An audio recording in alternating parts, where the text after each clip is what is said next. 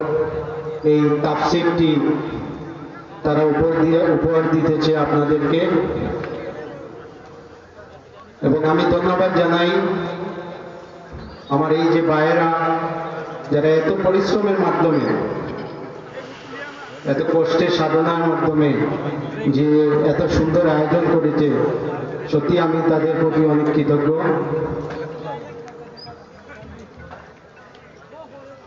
আপনারা জানেন যে গত বছর আমরা কোনো এক কারণে আমরা ওয়াজটি করতে একটু অসুবিধা হয়। আল্লাহর রহমতে এবার আমাদের আর কোনো সমস্যা হয় নাই, এবং আগামীতে আরো সুন্দর করে যেন আমরা আয়োজন করতে পারি। আপনারা সবাই আমাদের জন্য দোয়া রাখবেন। এই মাঠে যেন এই তাফসীর প্রতি বছর হয় ইনশাআল্লাহ। আমি যতদিন আল্লাহ যদি আমাকে হায়াত দেয় ততদিন ইনশাআল্লাহ এই মাঠে ইনশাআল্লাহ তাফসীর হবে। আপনারা সবাই আমার জন্য দোয়া রাখবেন, আর আমাদের এই ভাইদের জন্য দোয়া রাখবেন যেন তারা প্রতি বছর এইরকম আপনাদেরকে উপহার দিতে পারে। আর আরেকটি দুটি বিষয় আমি আপনাদেরকে বলতে চাই যে আগামীকাল 13 তারিখ গণপ্রজাতন্ত্রী বাংলাদেশ সরকার ঘোষিত যে আমাদের, আপনারা জানেন যে করোনা ভাইরাসটি এখন আমাদের বাংলাদেশে অনেক ছড়ে গেছে, তাই আমাদের আজকে উপজেলা থেকে আমাকে বলা হয়েছে যে আমি আপনাদের সম্মুখে একটু বলবো, কারণ গতকালকে দুটি করোনা ভাইরাস আক্রান্ত হয়েছেন আমাদের জুড়ি উপজেলায়। তাই আগামীকাল থেকে যারা বাজার ব্যবসায়ী রয়েছেন দয়া করে আপনারা 8টার দিকে সব দোকানপাট বাজার আপনারা বন্ধ করে দিবেন, এবং কোনো অনুষ্ঠান আমরা বোধহয় আর ওয়াজ করতে পারবো না আগামীকাল থেকে। গণপ্রজাতন্ত্রী বাংলাদেশ সরকার বলেছেন যে আগামী নির্দেশ না আসা পর্যন্ত কোনো অনুষ্ঠান, বিয়ের অনুষ্ঠান, রাজনৈতিক কোনো সভা সব বন্ধ থাকবে। তাই দয়া করে আপনারা কোনো বিয়ের অনুষ্ঠান যদি করেন আপনারা একদম ছোট আকারে করবেন, এবং আমরা আগামীকাল ইউনিয়ন পরিষদ থেকে আমরা মাইকিং করাবো আমার ইউনিয়নে। তাই আপনারা একটু সচেতন থাকবেন। আর বিশেষ করে আরেকটি বলতে চাই যে এখানে অনেক শিশু বাচ্চারা রয়েছে, ওয়াজ শেষ হওয়ার পর, তাফসীর শেষ হওয়ার পর দয়া করে আপনার শিশুকে এবং আপনার বাচ্চাকে নিজ নিজ দায়িত্বে বাড়িতে পৌঁছে দেবেন। যদি কোনো শিশু বাচ্চা আপনারা খুঁজে পান তাহলে আমার ইউনিয়ন পরিষদের গ্রাম পুলিশ রয়েছে, আমরা এখানে রয়েছি, আপনারা আমাদের সাহায্য নিতে অবশ্যই আমাদের কাছে আসবেন। তাই বলে আমি আমার বক্তব্য এখানে শেষ করছি। আসসালামু আলাইকুম রহমতুল্লাহি ওয়া বারাকাতুহু।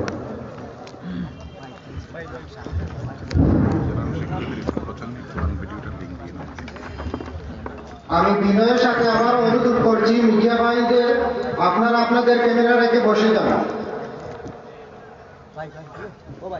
এ পর্যায়ে আপনাদের সম্মুখে বক্তব্য নিয়ে আসছেন গোয়ালবাড়ি ইসলামী সমাজ কল্যাণ পরিষদের সম্মানিত সভাপতি মোহাম্মদ আলতাফ হোসেন।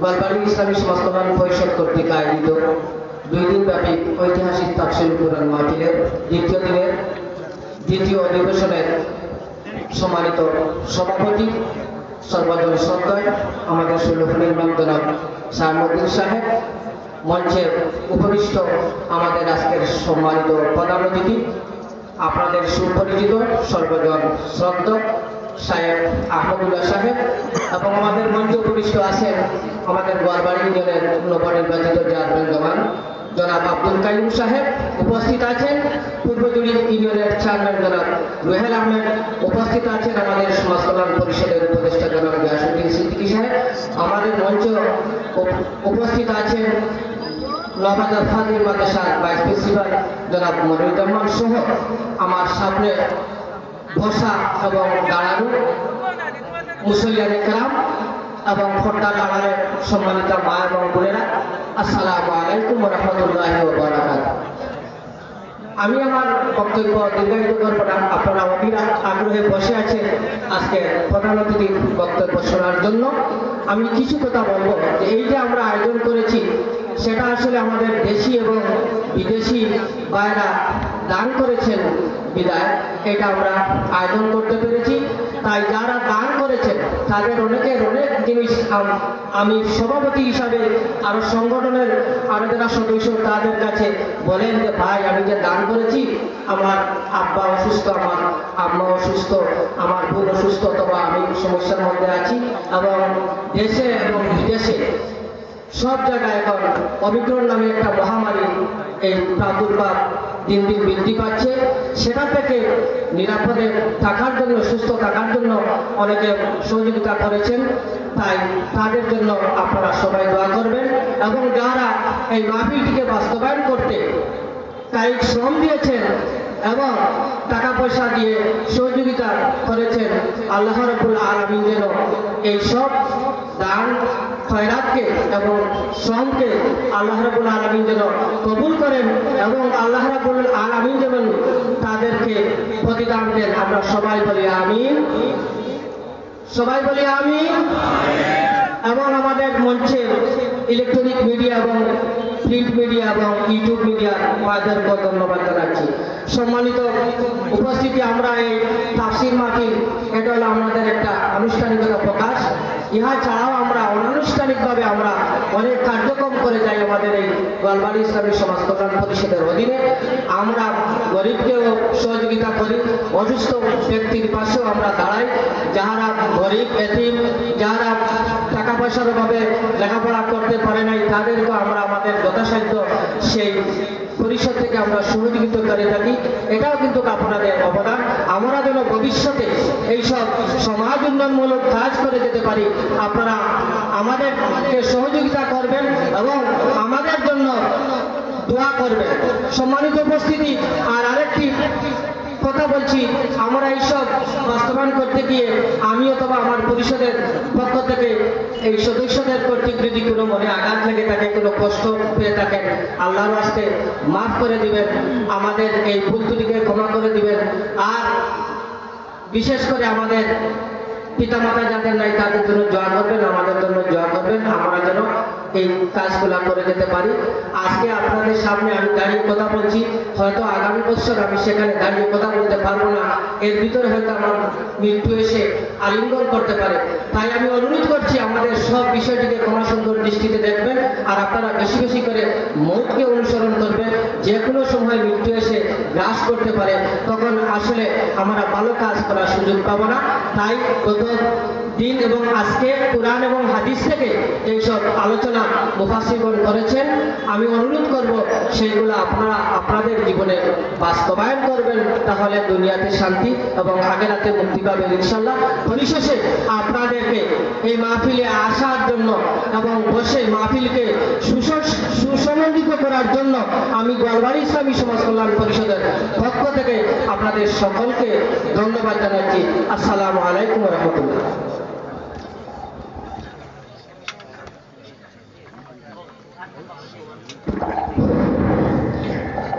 আলহামদুলিল্লাহ, আমরা অতি সুন্দর বক্তব্য শুনলাম।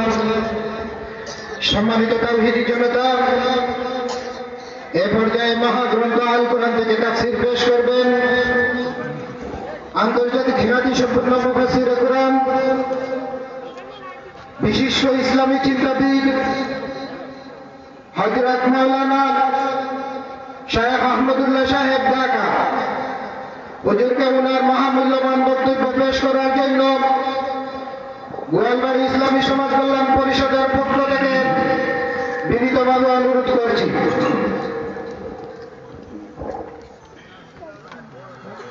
আসসালামু আলাইকুম ওয়া রাহমাতুল্লাহি ওয়া বারাকাতুহু।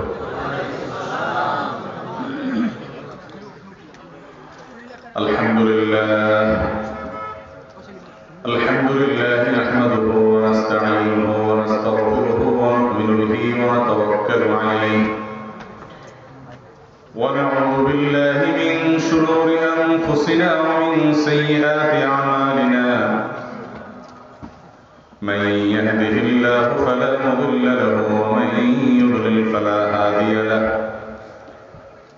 وأشهد أن لا إله إلا الله وحده لا شريك له وأشهد أن محمدا عبده ورسوله أرسله بالحق بشيرا ونذيرا وداعيا إلى الله بإذنه وسراجا منيرا أما بعد فقد قال الله تبارك وتعالى في كلامه المجيد وفرقانه الحميد بعد أعوذ بالله من الشيطان الرجيم يا أيها الذين آمنوا ادخلوا في السلم كافة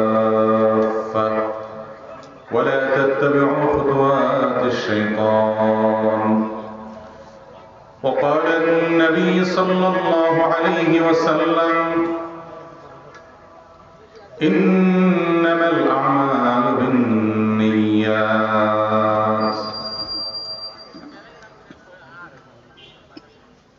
ঐতিহ্যবাহী মৌলভীবাজার জেলার অন্তর্গত জুড়ি থানার গোয়ালপাড়া ইসলামী সমাজ কল্যাণ পরিষদের উদ্যোগে আয়োজিত আজকের এই 17তম বার্ষিক ওয়াজ মাহফিলের সম্মানিত সভাপতি, উপস্থিত ওলামায়ে কেরাম এবং দূর দূরান্ত থেকে আগত আমার প্রাণপ্রিয় দিন দরদি ভাইয়েরা ও পর্দার আলেম মা বোনেরা,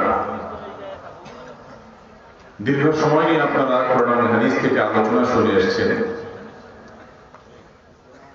হেদায়েত পাওয়ার জন্য, সঠিক পথের দিশা পাওয়ার জন্য অনেক বেশি আলোচনা শোনার প্রয়োজন নাই, অনেক বেশি ওয়াজ শোনার প্রয়োজন হয় না। কোরআন এবং হাদিসের আলোকে যে বক্তব্য হয়, যে ওয়াজ হয়, যে উপদেশ হয়, যে নসিহত হয়, সেই নসিহত অল্প শুনে যদি সেটার উপরে আমল করা যায়, তার মাধ্যমেই আমরা আখিরাতে নাজাত নিশ্চিত করতে পারি, তার মাধ্যমেই আমরা হেদায়েত পেতে পারি। অতএব যে কথাগুলো আমরা শুনলাম, জানলাম, উপকারী এবং কোরআন এবং হাদিসের নির্দেশনা অনুযায়ী আল্লাহ তাআলা আমাদের সবাইকে আমলের তৌফিক দান করুন, আমিন। অনেক ভাই দাঁড়িয়ে আছে, তাদেরকে একটু বসার সুযোগ করে দেওয়া যায় কি? আরে মাইকে তো দৌড়ায় কেন ভাই? মাইকে হ্যাঁ,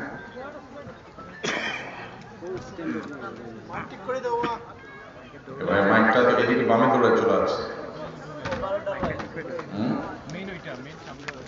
বুঝলাম, এটাও মেইন কম না, কারণ মিডিয়ারে এত ছোট করলে হবে না।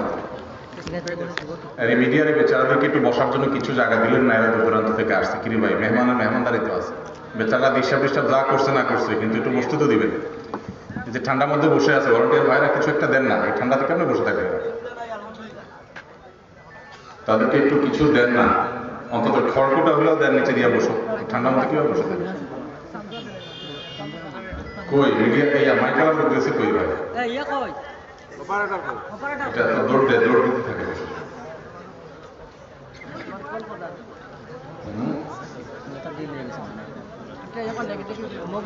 এটা মুভ করে কেন? দৌড়াবি হবে কি বলে? ওইটা দিয়ে আর ঠিক আছে, তাহলে ঠিক আছে। আবার মিডিয়াওয়ালাদেরকে দূরে সরে দিন, ঠিক আছে? জি ভাই, অনেক মানুষ দাঁড়ায় আছে, অনেক কষ্ট হচ্ছে। আপনারা যারা ভেতরে আছেন, একটু নাড়াচাড়া করে বসলে অনেক মানুষকে ঢুকতে সুযোগ দেওয়া হবে। একটু নাড়াচাড়া করা যাবে না ইনশাআল্লাহ? আপনারা অনেক সময় ধরে বসে আছেন, সবাই যদি আমরা একটু কয়েক সেকেন্ডের জন্য দাঁড়ায় যাই, ভেতরে যে শয়তান যেগুলো ঢুকছে ওগুলোর জায়গাগুলো বন্ধ করে ফেলে, ইনশাআল্লাহ কিছু ভাই জায়গা হয়ে যায়। সবাই একটু দাঁড়ায় যায় মেহরবানি করে, কয়েক সেকেন্ডের জন্য একটু দাঁড়ায় গেলে শরীরের মধ্যে আমেজ আসবে, ইনশাআল্লাহ আমেজ আসবে। হ্যাঁ, এবার আগায় যান, বিসমিল্লাহ। ডানের আর একটু হাত লম্বা করেন, মানুষের নাক টাক দিয়ে লম্বা করে দেন। জি জি, মাশাআল্লাহ মাশাআল্লাহ। একটু আগে আসেন, সবাই ফাঁকাগুলো বন্ধ করেন। শীতের দিন অনেক ভাই কষ্ট করে দাঁড়ায় আছে, এই শীতের মধ্যে সামিয়ানার বাইরে কুয়াশার মধ্যে তারা ঠান্ডা দাঁড়ায় আছে। মেহরবানি করে বসে যান, জাযাকুমুল্লাহ খাইর। আগে বসেন যাতে জায়গা বের হয়। যারা বাইরে আছেন ভিতরে ঢুকে যান। জি ভাই, মাশাআল্লাহ। একটু নাড়াচাড়া দিয়ে সামনে ফাঁকাগুলো বন্ধ করে বসেন। মাশাআল্লাহ মাশাআল্লাহ। ইয়াফসাহু ইয়াফসাহিল্লাহু লাকুম। অন্যের জন্য আপনি রাস্তা করে দিলে আল্লাহ বলেছেন যে আল্লাহ রাব্বুল আলামিন আপনাদের জন্য রাস্তা করবেন জান্নাতে ইনশাআল্লাহ। একটু সুযোগ করে দেন অন্য ভাইকে ভাই। জি মাশাআল্লাহ। এই যে এখানে মাঝখানে অনেক ফাঁকা জায়গা, মাশাআল্লাহ। এই যে ফাঁকা জায়গাগুলো সামনে আগে বসেন, তাহলে পিছনে বসতে পারবে। জি মাশাআল্লাহ, ভিতরে ঢুকে যান। জাযাকুমুল্লাহ খাইর। জি ভাই আলহামদুলিল্লাহ, আজকের এই মাহফিল বিশেষ করে গোয়ালপাড়া ইসলামী সমাজ কল্যাণ পরিষদের মাহফিল। এই মাহফিলের যারা আয়োজক তারা সৌভাগ্যবানের জন্য যে এই বছরের আজকে সরকারিভাবে মাহফিলের জন্য ওপেন জায়গাকে, উন্মুক্ত জায়গায় নিষেধাজ্ঞা আগামীকাল থেকে কার্যকর যদি হয় তাহলে আজকে শেষ। যদিও মসজিদে বা ইনডোরে স্বাস্থ্যবিধি মেনে মাহফিল করার অনুমতি হয়তো থাকতেও পারে, প্রশাসন ভালো ব্যাখ্যা জানবে, কিন্তু উন্মুক্ত জায়গায় মাহফিলের সুযোগ এই সিজনে আর পাওয়া যাওয়ার সম্ভাবনা হয়তো কম, আল্লাহ ভালো জানে। তো যাই হোক, সেই হিসাবে সৌভাগ্যবান যে আপনারা শেষ মুহূর্তে সুযোগ পেয়েছেন। আলহামদুলিল্লাহ আমরা সুযোগ পেয়েছি, আল্লাহ তাআলা আমাদেরকে এই সুযোগকে কাজে লাগানোর তৌফিক দান করুন। আমি সময়টা উপস্থিতি খুব দীর্ঘ আলোচনা করব না আমি, কারণ অনেকগুলো প্রশ্ন আছে। আগের মাহফিলে বেশি প্রশ্ন উত্তর দেওয়া যায়নি, আমরা প্রশ্ন উত্তর বেশি দেব ইনশাআল্লাহ। আর একটি বিষয় আমি কথা বলতে চাই, আর সে বিষয়টি হলো, ভাই এখানে কোনো আওয়াজ করা যাবে না। বারবার নামতেছেন উঠতেছেন, এখানে নামা ওঠা নিচে যে ইয়েতে স্টেজে শব্দ হয়, আসলে শব্দ হলে আমার আলোচনা শেষ, কোনো কথা আর আসবে না। মোবাইলগুলো সাইলেন্ট করেন, কোনো কথা আশেপাশে বলুন না, মেহরবানি করি আল্লাহর রাস্তায়। জি জাযাকুমুল্লাহ খাইর। ভাইরা আমার, কোরআন এবং হাদিস একজন মুসলমানের যে চিত্র অঙ্কন করেছে, কয়েকশো আয়াত এবং হাদিসের ভাষ্যে একজন মুসলমান কেমন হবে, একজন মুসলমানের রূপ কেমন হবে, তার চিত্র কেমন হবে, তার বৈশিষ্ট্যগুলো কি থাকবে, সেগুলোকে আমি একত্র করে খুব সংক্ষেপে পয়েন্ট আকারে আপনাদের সামনে আজকে হাজির করতে চাই। সংক্ষেপে ইনশাআল্লাহ কয়েক শত আয়াত হাদিসের ভাষ্যে সংক্ষিপ্ত রূপের মাধ্যমে ফুটে উঠবে যে একজন মুসলিম তিনি কেমন হতে হবে। কোরআন কেমন মুসলিমের চিত্র অঙ্কন করেছে, হাদিস কেমন মুসলিমের কথা আমাদেরকে বলেছে, আমার ভিতরে সেই গুণগুলো, সেই বৈশিষ্ট্যগুলো কি পরিমাণ আছে, কি পরিমাণ নাই, কোনটা আছে কোনটা নাই, সেটা আমরা পরখ করে দেখে নিজেদেরকে ঝালাই করা, নিজেদেরকে পরিশুদ্ধ করা, খাঁটি মুসলিম করা, পরিপূর্ণ মুসলিম করা, পরিপূর্ণ ইসলামে দাখিল করার সুযোগ আমরা লাভ করবো এর মাধ্যমে ইনশাআল্লাহ। একজন মুসলিম যিনি জান্নাতের উত্তরাধিকারী, যিনি জান্নাতুল ফেরদাউসের মালিক হবেন, যার উপরে তার রব সন্তুষ্ট হবেন, যিনি আখিরাতে শেষ হাসি হাসবেন, যিনি মুসলিম হিসেবে আল্লাহর কাছে অ্যাকসেপ্টেবল হবেন, যার ইসলাম আল্লাহর কাছে গ্রহণযোগ্য হবে, যার ইসলাম তাকে রবের সন্তুষ্টি এনে দিবে, যার ইসলাম তাকে কিয়ামতের ময়দানে নবী করিম সাল্লাল্লাহু আলাইহি ওয়াসাল্লামের নৈকট্য এনে দিবে, যার ইসলাম তাকে চূড়ান্তভাবে মুক্তি নসিব করাই দিবে, যার ইসলাম তাকে আল্লাহ রাব্বুল আলামিনের প্রিয় পাত্রে পরিণত করবে, সেই সার্থক সত্যিকারের আসল এবং পিওর মুসলমানের চিত্র কোরআন এবং হাদিস যেভাবে এসেছে, তার প্রথম হলো একজন মুসলিম তার বিশ্বাসের জায়গাটাতে তিনি একেবারে পরিষ্কার রাখবেন, তিনি খাঁটি মুসলিম হবেন, তার ইসলামের মধ্যে ভেজাল থাকবে না, ইমানের মধ্যে ত্রুটি থাকবে না, শিরক থাকবে না, তাওহীদ মজবুত থাকবে, একত্ববাদে বিশ্বাস করবেন, আল্লাহর সঙ্গে কাউকে শরীক বা পার্টনার সাব্যস্ত করবেন না। এর পাশাপাশি একজন মুসলিম আল্লাহ রাব্বুল আলামিনের যে ইবাদত সংশ্লিষ্ট নির্দেশগুলো আছে, বিশেষ করে ফরজ নির্দেশগুলোকে তিনি মেনে চলবেন, ৫ ওয়াক্ত সালাত আদায়কারী হবেন, একজন মুসলিম রমজান মাসে সিয়াম পালনকারী হবেন, সম্পদ থাকলে যাকাত দিবেন এবং হজ সম্পাদন করবেন। এরপর একজন মুসলিম তিনি মাতা পিতার অনুগত সন্তান হবেন, তার মা বাবা তার উপরে সন্তুষ্ট থাকবেন, মা বাবাকে সন্তুষ্ট করার জন্য তিনি মরিয়া থাকবেন, মা বাবার অনুগত, মা বাবার কাছে অবনত, মা বাবার কাছে নিজেকে তুচ্ছ, মা বাবার কাছে নিজেকে একটি শিশুর মতো করে রাখবেন। একজন মুসলিম তিনি তার প্রতিবেশীর সাথে সুন্দর আচরণ করবেন, তার দ্বারা কোনো প্রতিবেশী কষ্ট পাবে না। নবী সাল্লাল্লাহু আলাইহি ওয়াসাল্লাম বলেছেন, লা ইউমিনু মান লা ইয়াকুনু জারহু বাওয়াইকাহু, যে ব্যক্তির প্রতিবেশী আশেপাশের বাড়িতে যারা থাকেন, আশেপাশের ফ্ল্যাটে যারা থাকেন, আশেপাশের দোকানদার যারা আছেন, আশেপাশে যারা বসতকারী আছেন, এই লোকগুলোর কেউ তার দ্বারা কষ্ট পায় না। হাত দিয়ে কষ্ট দেয় না, মুখ দিয়ে কষ্ট দেয় না, আচরণ দিয়ে কষ্ট দেয় না, কোনোভাবে তাদেরকে আঘাত করে না, এই ব্যক্তি ইমানদার। আর যার হাত মুখ দ্বারা তার প্রতিবেশী কষ্ট পায়, সেই ইমানদার না। তাহলে বোঝা গেল একজন মুসলিম কোরআন এবং হাদিস আদর্শ মুসলিমের যে চিত্র অঙ্কন করেছে, কোরআন এবং হাদিস যে মুসলিমের কথা বলেছে, তার আদর্শ হবে যে তার প্রতিবেশী তার দ্বারা কষ্ট পাবে না।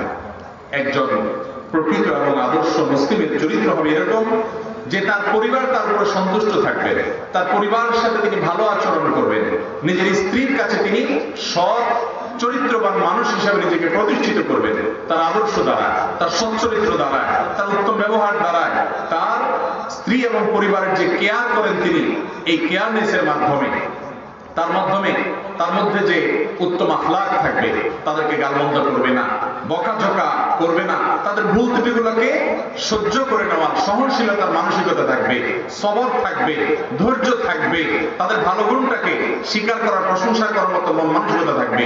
এক কথা, স্ত্রী সন্তান এবং পরিবারের লোকেরা মন থেকে যেন তাকে সার্টিফিকেট দেয়, বলতে পারে যে উনি আসলে মানুষটা ভালো, সরল, ভালো মানুষ, আন্তরিক মানুষ, বন্ধু বৎসল, অসৎ না, গালিগালাজ করে না, বকাঝকা করে না, অযথা জুলুম, অত্যাচার, অবিচার এবং এমন কোনো কাজ করে না যেটাতে আমাদের অধিকার নষ্ট হয়।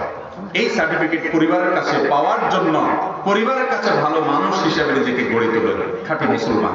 খাঁটি মুসলমান, আদর্শ মুসলমানের আরো অনেক গুণ আছে। তার মধ্যে থেকে একটা হলো যে ভাই বোনের হক আদায় করে, ভাই বোনের যে পাওনা আছে সেগুলো পরিশোধ করে, তাদের সাথে সুন্দর আচরণ করে, তাদের হকগুলো আদায় করে, তাদের পাওনা পরিশোধ করে, মা বাবার সম্পদ একাভোগ করে না, ভাই বোনের হকগুলো তাদেরকে বুঝাই দিয়ে দেয়, তাদেরকে দমায় রাখে না, তাদেরকে তুচ্ছ-তাচ্ছিল্য করে না, তাদের চাইতে অন্যদেরকে প্রাধান্য দেয় না, টাকা পয়সা দেওয়ার ক্ষেত্রে তাদেরকে আগে দেয়, হাদিয়া তোফা দেওয়ার ক্ষেত্রে তাদেরকে আগে দেয়, দান দক্ষিণা করার ক্ষেত্রে তাদের মধ্যে অভাবী যারা তাদেরকে আগে দেয়, ভাই বোনের সাথে আন্তরিক হয়, রক্তের সম্পর্ককে বজায় রাখার চেষ্টা করে, আত্মীয় স্বজন যারা রক্ত সম্পর্কীয় আছেন তাদের সাথে আন্তরিক হয়, তাদের খোঁজ খবর রাখে, যোগাযোগ রাখে, তাদের সাথে যোগাযোগ যদি না রাখে, আত্মীয় সম্পর্ক যদি ছিন্ন করে, সে আদর্শ মুসলমান না। আদর্শ মুসলমান কোরআন হাদিস যে মুসলমানের চিত্র অঙ্কন করেছে, যে মুসলমানের রূপরেখা আমাদেরকে দিয়েছে, সেই মুসলমান আত্মীয় স্বজনের প্রতি আন্তরিক হবে, রক্ত সম্পর্কীয় লোকগুলোকে কয়েকদিন পর পর ফোন দিবে, তাদের বিপদে অর্থ করে দিয়ে না পারলে অন্তত পরামর্শ দিয়ে পাশে দাঁড়াবে, তাতেও যদি না পারে দোয়ার মাধ্যমে তাদের পাশে দাঁড়াবে, তাদেরকে সান্ত্বনা দিবে, তাদের সাথে আন্তরিক হবে, তার চাচার সাথে সম্পর্ক ভালো থাকবে, চাচাতো ভাই বোনের সাথে সম্পর্ক ভালো থাকবে, ফুফুর খোঁজ খবর নিবে, ফোন করবে, রক্ত সম্পর্কীয় আত্মীয়, বাপের বোন, সেজন্য শ্রদ্ধা করবে, আন্তরিকতা করবে, ভালোবাসা নিবেদন করবে, পারলে টাকা পয়সা দিয়ে হেল্প করবে, না পারলে দোয়া করবে এবং আন্তরিকতা দেখাবে, আত্মীয়তার সম্পর্ক রক্ষাকারী হবে ভালো মুসলমান। একজন আদর্শ মুসলমান তিনি যে কোনো মানুষের সাথে কথা বলার সময় হাসি মুখে কথা বলবে। নবীজি সাল্লাল্লাহু আলাইহি ওয়াসাল্লাম বলেছেন, তাবাসসুমুকা আলা ওয়াজহি আখিকা সাদাকা। তুমি তোমার মুসলমান ভাইয়ের সাথে যখন কথা বলবে, সাক্ষাৎ করবে, মুচকে হাসি দিয়ে কথা বলবে, কথা বলার সময় তোমার মুখে হাসি ঝুলে থাকবে, এক চিলতে হাসি থাকবে, তোমার হাসি মাখা মুখে কথা দেখে একজন অপরিচিত মানুষও অন্তরটা ভরে যাবে। পরিচিত মানুষ তো বটেই, সব মানুষের সাথে হাসি মুখে কথা বলবে, মুচকি হাসি তার মুখে সবসময় ঝুলে থাকবে, কথা বলার সময় গোমরা থাকবে না, আন্তরিকতা প্রকাশ করবে, সম্প্রীতি প্রকাশ করবে, সৌহার্দ্যের প্রকাশ করবে। একজন মুসলিম সে কোনো কারণে কারোর উপরে মনে কষ্ট হলে, দুঃখ পেলে, বেদনা পেলে, হতে পারে একসাথে চলতে গেলে কারো দ্বারা কষ্ট পেয়েছে, কারো দ্বারা আঘাতপ্রাপ্ত হয়েছে, কারোর কারণে তার মনে কষ্ট হয়েছে, সেজন্য তার রাগ হয়েছে, হতে পারে, এটা ন্যাচারাল বিষয়। রাগের কারণে তার সাথে কথা বলা বন্ধ করে দিয়েছে, এটাও হতে পারে। দুঃখের কারণে তার সাথে কথা বলতে ইচ্ছা করে না, কিন্তু সেটা 3 দিনের বেশি হবে না। কারণ নবী করিম সাল্লাল্লাহু আলাইহি ওয়াসাল্লাম বলেছেন যে লা ইয়াহিল্লু লিল মুসলিমিন আইয়াহজুরা আখাহু ফাওকা 3 লায়াল। একজন ব্যক্তি তার কোনো মুসলমানের ভাইয়ের সাথে, মুসলমান বোনের সাথে, কোনো মানুষের সাথে সে রাগ করে 3 দিনের বেশি কথাবার্তা বন্ধ করে, বয়কট করে, সম্পর্ক ছিন্ন করে থাকতে পারে না। মুসলমান রাগ করতে পারে, রাগ হতেই পারে, কষ্ট পেতেই পারে, সেজন্য রাগ করে, অভিমান করে, বয়কট করে তার সাথে কথা বলা বন্ধ করে রাখতে পারে, এতটুকু অধিকার তার আছে, কিন্তু 3 দিনের বেশি না।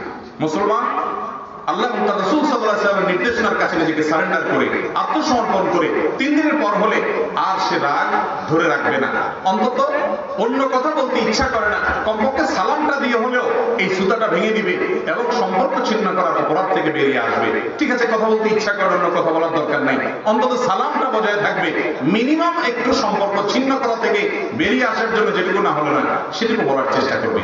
এ হলো মুসলমান। মুসলমান রাগ করে চিরতরে একজনের সাথে কথা বলা বন্ধ করে দিবে, বছরকে বছর তাকে বয়কট করে থাকবে, তার সাথে কথা বলবে না, এটা মুসলমানের চরিত্র না। মুসলমানের চরিত্র হলো সে ব্যক্তি সালাম দিবে কাকে? যাকে চিনে তাকে, যাকে চিনে না তাকেও। শুধু মুখ দেখে দেখে পরিচিত মানুষকে, বন্ধু বান্ধবকে, মুরব্বীকে, অফিসের বসকে, বড়লোককে, নেতা সাহেবকে, হুজুর সাহেবকে, ইমাম সাহেবকে শুধু সালাম দিবে তা না। নবী করিম সাল্লাল্লাহু আলাইহি ওয়াসাল্লাম বলেছেন, তুমি সালাম দাও ওই ব্যক্তিকে যাকে তুমি চিনো, তাকেও সালাম দাও যাকে তুমি চিনো না। অর্থাৎ সবাইকে তুমি সালাম দিবে, দেখা হলে কথার আগে তুমি সালাম দিবে, আসসালামু আলাইকুম ওয়া রাহমাতুল্লাহ, সুন্দর উচ্চারণে সালাম দিবে। সালামের মাধ্যমে সম্প্রীতি তৈরি হয়, ভালোবাসা তৈরি হয়, দূরত্ব কমে। নবী করিম সাল্লাল্লাহু আলাইহি ওয়াসাল্লাম বলেছেন যে তোমরা ততক্ষণ পর্যন্ত ঈমানদার হতে পারবে না যতক্ষণ পর্যন্ত তোমাদের মধ্যে একে অন্যের প্রতি সম্প্রীতি না হবে, ভালোবাসা না হবে, আন্তরিকতা না হবে, সৌহার্দ্য না হবে, একে অন্যের প্রতি আন্তরিক না হবে, ঈমানের পূর্ণতা হবে না। আর সেই জিনিসটা অর্জনের জন্য তোমরা একে অন্যকে হাদিয়া ও উপঢৌকন আদান প্রদান করতে হবে এবং সালাম বিনিময় করতে হবে। এখানে আসছে সালাম বিনিময়ের মাধ্যমে মানুষের মধ্যে সম্প্রীতি, ভালোবাসা তৈরি হয়। আদর্শ মুসলমান পরিচিত মানুষকেও সালাম দিবে, অচেনা মানুষকেও হাসি মুখে সুন্দর করে সালাম দিবে। এটা হলো মুসলমানের চরিত্র, মুসলমানের রূপ, মুসলমানের চিত্র। আদর্শ মুসলমানের চিত্র হলো তিনি যখন বন্ধুদের মধ্যে থাকবেন, বন্ধুদের মধ্যে তিনি ভালো মানুষ হিসেবে থাকবেন। তিনি না থাকলে বন্ধুরা মিস করবে, ও অমুক দোস্তকে মিস করছি, ও না থাকলে হয় না, ও খুব আন্তরিক, ও সবাইকে কেয়ার করে, সবার প্রতি খুব ভালোবাসা রাখে, সবার বিষয়টাতে আন্তরিক থাকে, কাউকে কষ্ট দেয় না, আঘাত করে না, ধোঁকাবাজি করে না, চিটারি বাটপারি করে না, খারাপ কাজের কথা বলে না, সে আমাদের মধ্যে ভালো থাকার চেষ্টা করে। এই ভালো মানসিকতার কারণে বন্ধুরা তাকে মিস করে। নবী করিম সাল্লাল্লাহু আলাইহি ওয়াসাল্লাম বলেছেন, খায়রুকুম লিসাহিবি, তোমাদের মধ্যে ওই ব্যক্তি উত্তম যে ব্যক্তি তার বন্ধু বান্ধবদের কাছে উত্তম, তাদের কাছে ভালো, তারা তাকে ভালো হিসাবে সবাই সার্টিফিকেট দেয়, এই লোকটা আল্লাহর কাছে প্রিয়। এ হলো আদর্শ মুসলমান। আদর্শ মুসলমানের চিত্র হলো তার কোনো আত্মীয়, রক্ত সম্পর্ক আত্মীয় যদি সম্পর্ক ছিন্ন করে, অভিমান করে কোনো কারণে, সে নিজে থেকে তার সাথে সম্পর্কটা জোড়ানোর চেষ্টা করে, সম্পর্কটা স্থাপন করার চেষ্টা করে। তার ফুফু তার উপর রাগ করেছে, তার চাচা তার উপর রাগ করেছে, ভাই রাগ করেছে, মা বাপ রাগ করেছে, আত্মীয় স্বজনদের কেউ রাগ করেছে, যৌক্তিক কারণে করুক আর অযৌক্তিক কারণে করুক, সে চেষ্টা করে আত্মীয় স্বজনের সাথে সম্পর্ক রক্ষা করা ফরজ, ছিন্ন করা হারাম। এই জন্য সম্পর্কটা যাতে রক্ষা হয় নিজে থেকে গিয়ে সালাম দেয়। ছোট হয়, আগে থেকে কথা বললে হয়তো ইজ্জতটা একটু কমে গেল, আমি একটু ছোট হয়ে গেলাম, কিন্তু আল্লাহকে খুশি করার জন্য সে সেটা করে। যে হয়তো কোনো কারণে দূরত্ব হয়ে গেছে, মনোমালিন্য হয়ে গেছে, লজ্জার কারণে সে কথা বলতেছে না, সে দূরত্ব সৃষ্টি করেছে, দোষ তার, তারপরেও আমি নির্দোষ হওয়া সত্ত্বেও আমি একটু ফোন দিয়ে কথা বলবো, আসসালামু আলাইকুম, আপনি অনেক রাগ করেছেন, আমার ভুল হলে মাফ করবেন, ভুল হয়নি, তারপরও ভুল স্বীকার করে সম্পর্ককে নতুন করে বিল্ড আপ করার চেষ্টা করে। ভালো মুসলমানের চরিত্র, আদর্শ মুসলমানের চরিত্র। কোরআন যে মুসলমানের কথা বলেছে, হাদিস যে মুসলমানের কথা বলেছে, সেই মুসলমানের চরিত্র এমন হবে। কোরআন হাদিস যে মুসলমানের কথা বলেছে, সেই মুসলমানের চরিত্র হবে সে সবসময় সম্প্রীতি রক্ষা করার চেষ্টা করবে, কারোর মধ্যে সম্পর্ক নষ্ট করবে না, সম্পর্ক জোড়া দেওয়ার চেষ্টা করবে, স্ত্রীর সাথে মনোমালিন্য হলেই তালাকের কথা বলবে না, যথাসম্ভব আন্তরিকের সাথে মিশায় রাখবে। স্বামীর কোনো দোষ হয়েছে আর সাথে সাথে বাপের বাড়ি যাবে না, সে বাপের যাওয়ার কথা হুমকি দিবে না, সে আন্তরিকতার সাথে মিলেমিশে থাকবে। আল্লাহ বলেছিল যে আল্লাহকুম আজওয়াজা, তোমাদেরকে আমি সৃষ্টি করেছি জোড়ায় জোড়ায়, নারীর সাথে পুরুষ করে করে সমস্ত সৃষ্টি প্রাণীগুলোকে সৃষ্টি করেছি। আল্লাহ তাআলা জোড়ায় জোড়ায় সৃষ্টি করেছেন। আল্লাহ চান আমরা জোড়ায় জোড়ায় থাকি, আমরা মিলেমিশে থাকি। আমরা পৃথক হয়ে গেলে, বিচ্ছিন্ন হয়ে গেলে, মনোমালিন্য করে আলাদা হয়ে গেলে, সম্পর্ক নষ্ট করে ফেললে, এটা কখনো ভালো মুসলমানের চরিত্র না। ভালো মুসলমান নিজে থেকে চেষ্টা করে যে না, কোনো সম্পর্ক নষ্ট হয়েছে এটাকে আবার কিভাবে জোড়া দেওয়া যায়, এমন কথা বলবো না যে কথা সম্পর্ক নষ্ট হয়ে যায়। অর্থাৎ এক কথা, সে সবসময় সম্প্রীতি চায়, সৌহার্দ্য চায়, আন্তরিকতা চায়, মিলমিশ চায়, ভালোবাসা চায়, মিলেমিশে থাকতে চায়। আদর্শ মুসলমানের চরিত্র।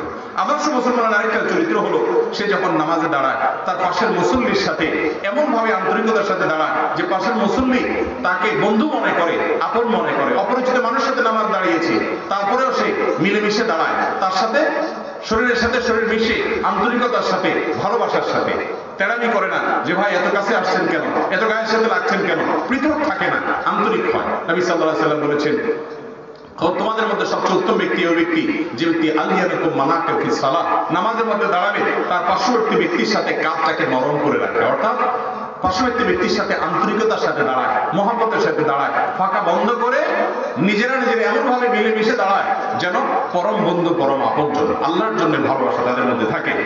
যারা ভালো মানুষ তারা কাউকে ভালোবাসলে আল্লাহর জন্য ভালোবাসে। খাঁটি মুসলমান কোরআনে যে মুসলমানের চিত্র অঙ্কন করেছে, যে মুসলমানের কথা বলেছে, সেই মুসলমানের চরিত্র হবে এরকম যে সেই মুসলমান সব সময় সর্বাবস্থায় কাউকে ভালোবাসলে আল্লাহর জন্য ভালোবাসবে। কোন লোকের মধ্যে আল্লাহর নাফরমানি আছে, আল্লাহর অবাধ্যতা আছে, আল্লাহর কারণে তাকে অপছন্দ করবে, আল্লাহর কারণে তাকে ভালোবাসবে না, আল্লাহর কারণে তার প্রতি বিদ্বেষ বৈরিতা রাখবে।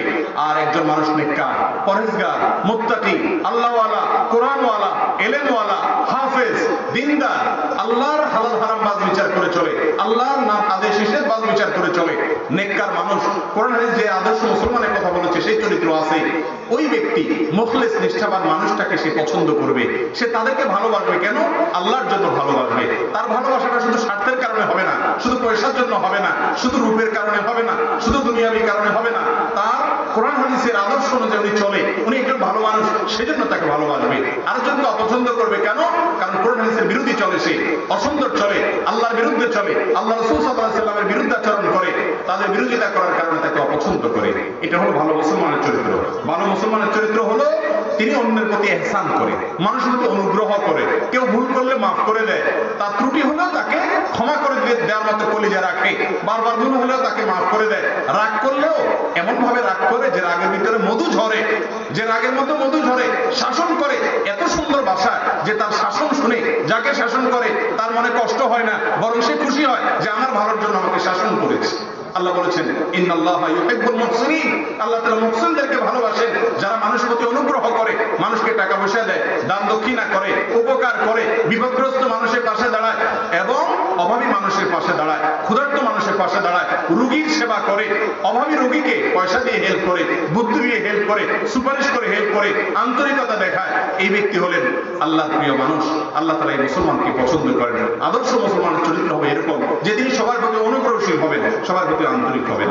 আদর্শ মুসলমানের চরিত্র হলো এই যে তিনি সব সময় নম্রতাকে পছন্দ করবেন, তার কথার মধ্যে নম্রতা থাকবে, তার কাজের মধ্যে নম্রতা থাকবে, তার বোঝানোর মধ্যে নম্রতা থাকবে, তার বক্তব্যের মধ্যে নম্রতা থাকবে, তার শাসনের মধ্যে নম্রতা থাকবে, সৎ কাজের আদেশে নম্রতা থাকবে, অসৎ কাজের বাধা প্রদান নম্রতা থাকবে, কাউকে ভুল ধরতে গিয়েও বিনম্রতা অবলম্বন করবেন, কঠোরতা অবলম্বন করবেন না। কারণ ইন্নাল্লাহা রাফি ইউহিব্বুর রিফক, আল্লাহ তাআলার একটা গুণবাচক নাম হলো কোমল। আল্লাহ তাআলা কোমলতা পছন্দ করেন, কোমল মানুষগুলোকে পছন্দ করেন। জান্নাতি লোকদের বৈশিষ্ট্য বলতে গিয়ে নবী সাল্লাল্লাহু আলাইহি ওয়াসাল্লাম বলেছেন কুল্লু দাঈফিন মুতাদাঈফ, প্রত্যেক ওই ব্যক্তি জান্নাতি যে ব্যক্তি নিজে দুর্বল, নিজে দীনহীন, নিজেকে নিরীহ মানুষের মতো রাখে, পাওয়ার দেখায় না, দাপট দেখায় না, দম্ভ করে না, অহংকার করে না, মানুষকে দমায় রাখে না, বরং সে নিরীহ মানুষের মতো থাকে। তার হয়তো অনেক পাওয়ার আছে, তার হয়তো অনেক ক্ষমতা আছে, তার হয়তো অনেক শিক্ষা দীক্ষা আছে, তার হয়তো অনেক পরিচিতি আছে, তার হয়তো অনেক কিছু আছে, এরপরও সে মানুষের সাথে এমন ভাবে মিশে যে লোকটা নিরীহ, তার কিছু নাই, সে এরকম ভাবে বিনয়ী হয়ে থাকে, এই লোকগুলো জান্নাতি।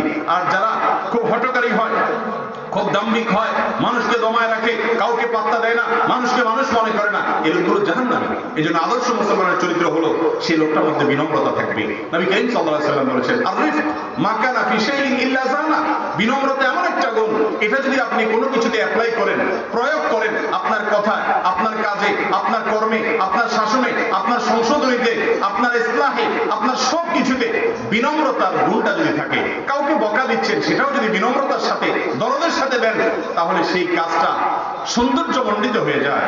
ওমা নুজিআ মিন শাইইন ইল্লা শানা, আর বিনম্রতার গুণটা যদি কোনো বিষয় থেকে সরানো হয়ে যায়, একটা ভালো কাজও যদি বিনম্রতা না থাকে, একজনকে নামাজের জন্য ডাকছেন কিন্তু কর্কশ ভাবে ডাকছেন, কঠোর ভাবে ডাকছেন, বাজে ভাষায় ডাকছেন, ব্যবহার খারাপ করে ডাকছেন, রুক্ষ ভাবে ডাকছেন, বিনম্রতা ছিল না, তাহলে সেই কাজটা যত ভালো হোক, বিনম্রতার গুণ না থাকার কারণে, কোমলতার গুণ না থাকার কারণে সেটা ত্রুটিযুক্ত হয়ে যায়, ওটা আল্লাহর কাছে প্রশংসনীয় হয় না, মানুষ এটাকে পছন্দ করে না।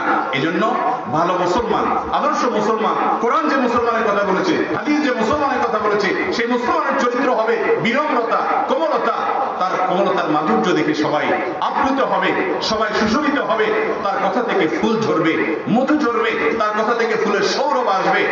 শক্ত কথা, হয়তো হাট কথা, হয়তো শাসন, হয়তো বকাঝকা, হয়তো অসৎ কাজের বাধা প্রদান, হয়তো অন্যায়ের প্রতিবাদ, কিন্তু সেখানেও মধু ঝরবে, সেখানেও ফুলের সৌরভ থাকবে। আমার নবী করিম সাল্লাল্লাহু আলাইহি সাল্লাম কখনো কর্কশ ভাষী ছিলেন না, তিনি কখনো কটু ভাষী ছিলেন না। তিনি বলেছেন ইমানদার কখনো লাআন হতে পারে না, গালিবাজ ইমানদার হতে পারে না, ইমানদার কখনো অশ্লীল কথা বলতে পারে না, কটু নোংরা কথা বলতে পারে না, ফেসবুকে মন্তব্য করবে না, ইউটিউবে মন্তব্য করবে না, অফলাইনে মন্তব্য করবে না, অনলাইনে কটু মন্তব্য করবে না। কেউ খারাপ কিছু বললেও তাকে ভালো দিয়ে বোঝাবে, খারাপ কথা বলবে না, খারাপকেও খারাপ ভাষা গালি দিবে না। ইমানদার কখনো বাজি হবে না, তুচ্ছ ছোট লোকের মতো কথা বলবে না, তার কথার ভিতরে মাধুর্য থাকবে। ইমানদারের চরিত্র কেমন থাকবে? আল্লাহ রাব্বুল আলামিন কোরআনে হাকিমে ইমানদারের চরিত্র সম্পর্কে অনেক গুণ বর্ণনা করেছেন, নবী সাল্লাল্লাহু আলাইহি সাল্লাম অনেক গুণ বর্ণনা করেছেন।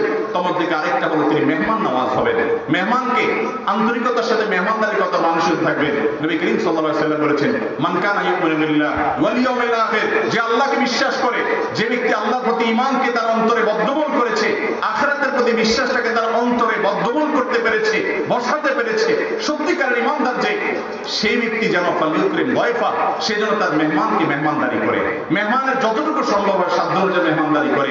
শুধুমাত্র স্বার্থের কারণে কোন বড়লোক মেহমানদার আসলে মেহমানদারি করে এমন না, গরিব মেহমান আসলে মেহমানদারি করে। মেহমান গরিব হোক আর বড়লোক হোক, আপন হোক আর পর হোক, পরিচিত হোক আর অপরিচিত হোক, মেহমানকে মেহমানদারি করে সাধ্য অনুযায়ী। কেন? কারণ নবী করিম সাল্লাল্লাহু আলাইহি সাল্লাম নির্দেশ করেছেন, মেহমানদারি করা, মানুষের আপ্যায়ন করা, সাধ্য অনুযায়ী মানুষের উপকার করা, এটা হলো ইমানদারের গুণ। ইমানদারের গুণ হলো তার যদি কখনো মাথা গরম হয়ে যায়, কখনো রাগ উঠে যায়, কোনো কারণে তার মেজাজ গরম হয়ে যায়, তখন সে রাগকে সংবরণ করবে, যতটুকু প্রয়োগ না করলে নয় ততটুকু প্রয়োগ করবে। নিয়ন্ত্রিত রাগ থাকবে, অনিয়ন্ত্রিত ক্রোধ থাকবে না।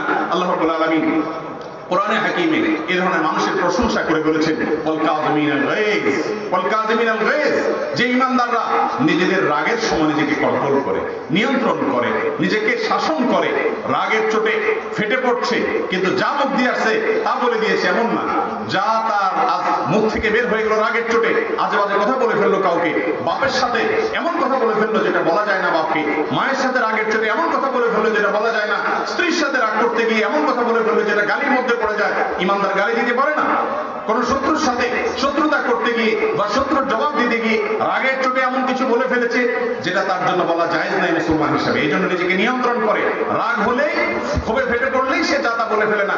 ওয়াল কাযিমিনাল গায়জ, যারা নিজের রাগকে নিয়ন্ত্রণ করতে পারে, যতটুকু বলা দরকার রাগ করে ততটুকু বলে, রাগ থাকবে কিন্তু নিয়ন্ত্রিত রাগ, রাগ প্রকাশ করবে, নিয়ন্ত্রিত হবে, নিয়ন্ত্রণ ছাড়া হবে না। নিয়ন্ত্রণ ছাড়া রাগ হলে আল্লাহর কাছে অপমান হবে, দুনিয়াতে অপমানিত হবে, লজ্জিত হবে। ইমানদার কখনো লাগামহীন রাগকারী হতে পারে না, তার ক্রোধ, তার লাভ, রাগ এগুলো সবগুলো নিয়ন্ত্রিত থাকবে। এবং ইমানদারের বৈশিষ্ট্য হলো সেই ব্যক্তি অন্যের সাথে সাক্ষাৎ হলে মুসাফা করবে। মুসাফা কিসের বার্তা দেয়? মুসাফা সম্প্রীতির বার্তা দেয়, মুসাফা ভালোবাসার বার্তা দেয়। আপনার সাথে আমি মুসাফা করার মানে হলো আপনার সাথে আমি হাতে হাত মিলালাম, আপনার ওকে আন্তরিক হলাম। আপনি আমার সাথে অনেক বিষয়ে দ্বিমত থাকতে পারেন, আপনার সাথে অনেক বিষয় আমার বুঝে বেশন থাকতে পারে, কিন্তু আপনি আমার মুসলিম ভাই, আপনি আল্লাহর বান্দা, আপনি একজন মানুষ। আমি হাতে হাত মিলিয়ে সম্প্রীতি দেখাবো, আন্তরিকতা দেখাবো। এটা মুসলমানের বৈশিষ্ট্য। মুসলমানের বৈশিষ্ট্য হলো তিনি কখনো রাস্তা বন্ধ করবে না, রাস্তা আটকাবে না, কয়েক বন্ধু মিলে আড্ডা মেরে রাস্তা নষ্ট করে রাস্তাতে মানুষের চলাচলে বিঘ্ন সৃষ্টি করবে না, গাড়ি চলতে অসুবিধা হয় এরকম করবে না, নিজের বাড়ির সামনে সিঁড়ি দিতে গিয়ে রাস্তার জায়গা দখল করবে না, মসজিদের সিঁড়ি দিতে গিয়ে রাস্তার জায়গা দখল করবে না, মানুষের চলাচলে অসুবিধা সৃষ্টি করবে না। অর্থাৎ মানুষের যাতে ক্ষতি না হয় সেদিকটা খেয়াল করবে। ইমানদারের বৈশিষ্ট্য, একজন ভালো মুসলমানের বৈশিষ্ট্য হলো তিনি কখনো মানুষকে বাজে উপাধি দিয়ে ডাকবে না, অমুক তমুক বলে এমন কথা বলবে না। কথার কথা একজন খাটো মানুষ, তাকে যদি হে বাইটটা বলে ডাক দেয়, তাকে যদি হে খাটো বলে ডাক দেয়, তাহলে ওই লোকটা মনে কষ্ট পাবে। নবী করিম সাল্লাল্লাহু আলাইহি ওয়াসাল্লাম বলেছেন, লা তাকুল লিকাসিরিন ইয়া কাসির, একজন মানুষ খাটো, আল্লাহ তাকে খাটো তৈরি করেছেন, তুমি যদি হে বাইটটা বলে ডাক দাও, হে খাটো করে ডাক দাও, তাহলে সেক্ষেত্রে লোকটা মনে কষ্ট পাবে। তাকে এভাবে ডাকা জায়েজ নাই। ইমানদার কখনো কাউকে খারাপ নামে ডাকে না, খারাপ টাইটেলে ডাকে না।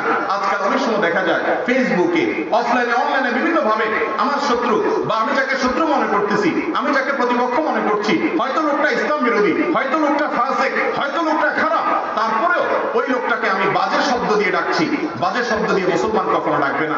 একজন মানুষের সমালোচনা করতে গিয়ে তাকে নিয়ে যদি আপনি বাজে শব্দ ব্যবহার করেন, কটু কথা বলেন, এমন একটা উপাধি টাইটেল দেন যে টাইটেলটা সে শুনতে প্রস্তুত না, পছন্দ করে না।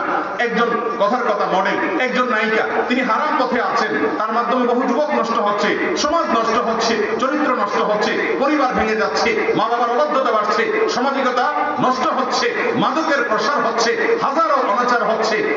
তাকে খারাপ মানুষটা থেকে আপনি খারাপ মানুষের সমালোচনা করতে গিয়ে তাকে একটা গালি দিয়ে আপনি একটা কমেন্ট করলেন, বাজে একটা কথা লিখলেন, একজন মুসলমান সেটা করতে পারে না। সমালোচনা আপনি করবেন কিন্তু বাজে কথা দিয়ে নয়, সুন্দর কথা দিয়ে। আল্লাহ রাব্বুল আলামিন বলেছেন ইদফা বিল্লাতি হিয়া আহসান। কারোর সাথে শত্রুতাও যদি তোমার করতে হয়, শত্রুতার মোকাবেলা তোমাকে করতে হয়, শত্রুর জবাব তোমাকে দিতে হয়, এমন ভাষায় জবাব দাও যেটা উত্তম ভাষা, কটু ভাষা হবে না, খারাপ ভাষা হবে না। আল্লাহ বলেছেন ওয়ালা তানাবাযু বিল আলকাব, তোমরা কখনো একে অন্যকে বাজে উপাধি দিয়ে ডাকো না, একে অন্যকে খারাপ উপাধি দিয়ে ডাকো না, দুষ্টামি করেও না, সিরিয়াস দিও না, কোনোভাবেই না। ইমানদারের বৈশিষ্ট্য হলো, কোরআন হাদিস যে মুসলমানের কথা বলেছে সে মুসলমানের চরিত্র হলো সে কাউকে বাজে টাইটেল দেয় না, বাজে উপাধি দেয় না। ইমানদারের বৈশিষ্ট্য হলো, খাঁটি মুসলমানের বৈশিষ্ট্য হলো, আদর্শ মুসলমানের বৈশিষ্ট্য হলো, জান্নাতি মুসলমানের বৈশিষ্ট্য হলো সে কখনো মানুষের পেছনে সমালোচনা করে না। কোনো দোষ থাকলে সামনে গিয়ে মহব্বতের সাথে বলে ভাই আপনার ভিতরে এই দোষটা আছে, অথবা কাগজে লিখে তার কাছে চিঠি লিখে পাঠায় দেয়, এক কথা তার কথা তাকে জানায় দেয়। তার পেছনে অন্যদের কাছে সমালোচনা করে বেড়ায় না, কারণ অন্যদের কাছে সমালোচনা করলে লোকটা বেইজ্জত হবে, তার সম্মান নষ্ট হবে। সে কোনো মানুষের সম্মান নষ্ট করতে পারে না। ত্রুটি থাকলে তার সামনে বলবে, আর পেছনে তার প্রশংসাটা বলবে। প্রশংসা সামনে বলবে না, কারণ সামনে প্রশংসা করলে সে ফুলে উঠবে, সে অহংকারী হয়ে উঠবে, নিজেকে বড় মনে করবে, তখন তার ভিতরে ভালো গুণ থাকবে না। পেছনে সমালোচনা না করে পেছনে তার ভালো গুণগুলো বলবে, আর দোষের গুণগুলো তার সামনে এসে বলবে, তাতে তার সংশোধন হবে। আর বাহিরে প্রশংসা করলে, তার পেছনে প্রশংসা করলে অন্যরা তাকে ভালো মনে করবে, সামাজিক সম্প্রীতি তৈরি হবে, আন্তরিকতা তৈরি হবে, তার সম্পর্কে গুডউইল তৈরি হবে। যার কাছে প্রশংসা করেছে সেই লোকটা তাকে ভালোবাসবে, শ্রদ্ধা করবে, সমাজে শান্তি শৃঙ্খলা হবে। ইমানদার বৈশিষ্ট্য হবে এরকম যে সে সামনে প্রশংসা করবে না, পেছনে করবে। আর গীবত বা সমালোচনা যদি করা দরকার হয় সেটা সামনে করবে, আর সামনে করতে না পারলে চুপ থাকবে। কোন অবস্থাতে পেছনে কোনো মুসলমানের গীবত করবে না। ইমানদারের বৈশিষ্ট্য হলো সে কাউকে কোনো কাজ করতে দেখেছে, কোনো কথা বলতে দেখেছে, এই ব্যাপারে তার মন্তব্য হবে সুধারণামূলক, সে কখনো কুধারণা করবে না। কারণ নবী করিম সাল্লাল্লাহু আলাইহি ওয়াসাল্লাম বলেছেন ইয়াকুম আয-যন, তোমরা খবরদার কারোর ব্যাপারে খারাপ ধারণা করবে না। তুমি খারাপ ধারণা করবে না, তুমি সবসময় ইমানদারের প্রতি সুধারণা করবে। কারণ ফাইন্না যন্না আকরাবুল হাদিস, কারোর ব্যাপারে কুধারণা করলে, খারাপ ধারণা করলে লোকটা এখানে কেন গেছে, নিশ্চয়ই অপকর্ম করতে গেছে, লোকটা এই কথা কেন বলছে, নিশ্চয়ই তার উদ্দেশ্য খারাপ ছিল, সে এটা কেন হলো, নিশ্চয়ই তার ধান্দা খারাপ আছে। এই যে মানুষের অন্তরে কি আছে না আছে সেটা বের করে তার সম্পর্কে বাজে মন্তব্য করা মুসলমানের বৈশিষ্ট্য না। মুসলমান তার মধ্যে খারাপ কিছু দেখলেও ব্যাখ্যা বা দাঁড় করার চেষ্টা করবে যে আমি যেটাকে খারাপ দেখতেছি হয়তো বেচারা বাধ্য হয়ে করছে, অথবা তার অন্য কোনো ব্যাখ্যা আছে, হয়তো তার কোনো ওজর আছে। ইমাম আবু কালাব রাহিমাহুল্লাহ বলেছেন ইমানদারের কোনো দোষ দেখে, কোনো ত্রুটি দেখে অন্য মুসলমান চিন্তা করবে যে ত্রুটিটা এই জন্য দেখলাম হয়তো বা তার কোনো ওজর আছে। যদি কোনো ওজর খুঁজে না পায় তাহলে সে মনে করবে এমন কোনো ওজর আছে যেটা হয়তো আমি জানি না। অর্থাৎ লোকটাকে নির্দোষ মনে করবে, তাকে ভালো মনে করবে, কোনো অবস্থাতে কুধারণা করবে না। আল্লাহ রাব্বুল আলামিন কোরআনে কারীমে বলেছেন ইন্না বা'দা যান্নি ইসম, কিছু কিছু ধারণা অপরাধ, পাপ, হারাম। মুসলমান যখন অন্য সম্পর্কে কুধারণা করে, এরকম গুনাহ হয়। কোন একজন নারী সম্পর্কে আপনি বাজে ধারণা করলেন, কোন একজন পুরুষ সম্পর্কে আপনি বাজে ধারণা করলেন, ধারণা করার জন্য হয়তো গ্রাউন্ডও আছে, যে গ্রাউন্ডের ভিত্তিতে আপনি খারাপ ধারণা করেছেন। মুসলমান তার চরিত্র হবে না। খারাপ গ্রাউন্ড থাকার পরেও যদি ভালো ধারণা করার মতো কোনো গ্রাউন্ড বের করা যায়, কোনো ব্যাখ্যা বের করা যায়, তারপরও মুসলমানের প্রতি সুধারণা করবে, আন্তরিক হবে, ভালো ব্যাখ্যাটা দেওয়ার চেষ্টা করবে, শুধু খোঁচাবে না। মুসলমানের বৈশিষ্ট্য হলো ওয়ালা তাজাসসু, একে অন্যের পিছে লাগবে না, একে অন্যের পিছে লাগবে না। নবী সাল্লাল্লাহু আলাইহি ওয়াসাল্লাম বলেছেন লা তাদাবারু, তোমরা একে অন্যের পিছে লেগো না, শত্রুতা করো না। ওয়া কুনু ইবাদাল্লাহি ইখওয়ানা, ভাই ভাই হয়ে তোমরা বসবাস করো। মুসলমানের বৈশিষ্ট্য হলো সে অন্যের সম্পদ অন্যভাবে আত্মসাৎ করবে না। কারোর কাছ থেকে নিতে হলে কিসের ভিত্তিতে নিচ্ছে এটা সে এনশিওর করবে। নবী সাল্লাল্লাহু আলাইহি ওয়াসাল্লাম বলেছেন ফাইনা তাখুযু মাল আখি, তুমি কারোর কাছ থেকে কোনো সম্পদ নিলে কিসের ভিত্তিতে নিচ্ছ এর জবাব তোমাকে বের করতে হবে। এটা মুসলমানের চরিত্রের বৈশিষ্ট্য। মুসলমানের বৈশিষ্ট্য হলো সে অন্যের উপকার করবে, কেউ বিপদ পড়লে তার পাশে দাঁড়াবে। কারণ হাদিসের ভিতরে আসছে আল্লাহু ফি আউনিল আবদি মা কানা আল আবদু ফি আউনি আখি। কোন মুসলমান যখন অন্য কারোর উপকার করে আল্লাহ রাব্বুল আলামিন স্বয়ং ওই ব্যক্তির উপকারের জন্য আল্লাহ রাব্বুল আলামিন উপকার করেন ওই ব্যক্তিকে। কোন ব্যক্তি যখন কোন মুসলমানের বিপদ দূরের জন্য অগ্রসর হয়, চেষ্টা করে, আরে লোকটা বিপদে পড়ে গেছে আমাদের এলাকাতে, আমাদের সমস্যাতে, একটু তার পাশে দাঁড়াই, একটু বুদ্ধি দেয়, একটু চেষ্টা করি তার বিপদটা দূর করার জন্য, এই চেষ্টা যে করে কিয়ামতের ময়দানে যখন বিপদে পড়ে যাবে, পাপের কারণে, অপরাধের কারণে জাহান্নাম ছাড়া গতি থাকবে না, কেউ কোনো সাহায্যকারী থাকবে না, ওই সময় আল্লাহ রাব্বুল আলামিন তার সমস্যা দূর করে দেবেন। মুসলমানদের বৈশিষ্ট্য থাকবে যে সে সব সময় পরোপকারী থাকবে, স্বার্থপর হবে না। শুধু নিজের স্বার্থ, আমার পরিবার ভালো থাকলো কিনা, আমি ভালো থাকলাম কিনা, ব্যাগ ভর্তি খাবার নিয়ে আসলাম কিনা, বাজার নিয়ে আসলাম কিনা, পকেট ভর্তি পয়সা কামে নিয়ে আসলাম, শুধু আমার পরিবার ভালো থাকলো এটা না। কোন মানুষ বিপদে পড়েছে তার উপকার করবে। আহাব্বুন নাস ইলাল্লাহ আনফাহুম লিন-নাস, আল্লাহর কাছে সবচেয়ে প্রিয় মানুষ সে যে ব্যক্তি মানুষের উপকার আসে। মুসলমানের বৈশিষ্ট্য হলো কোন লোক অসুস্থ হয়ে গেলে সে পরিচিত হোক আর না হোক চলে যায় তাকে সেবা করার জন্য।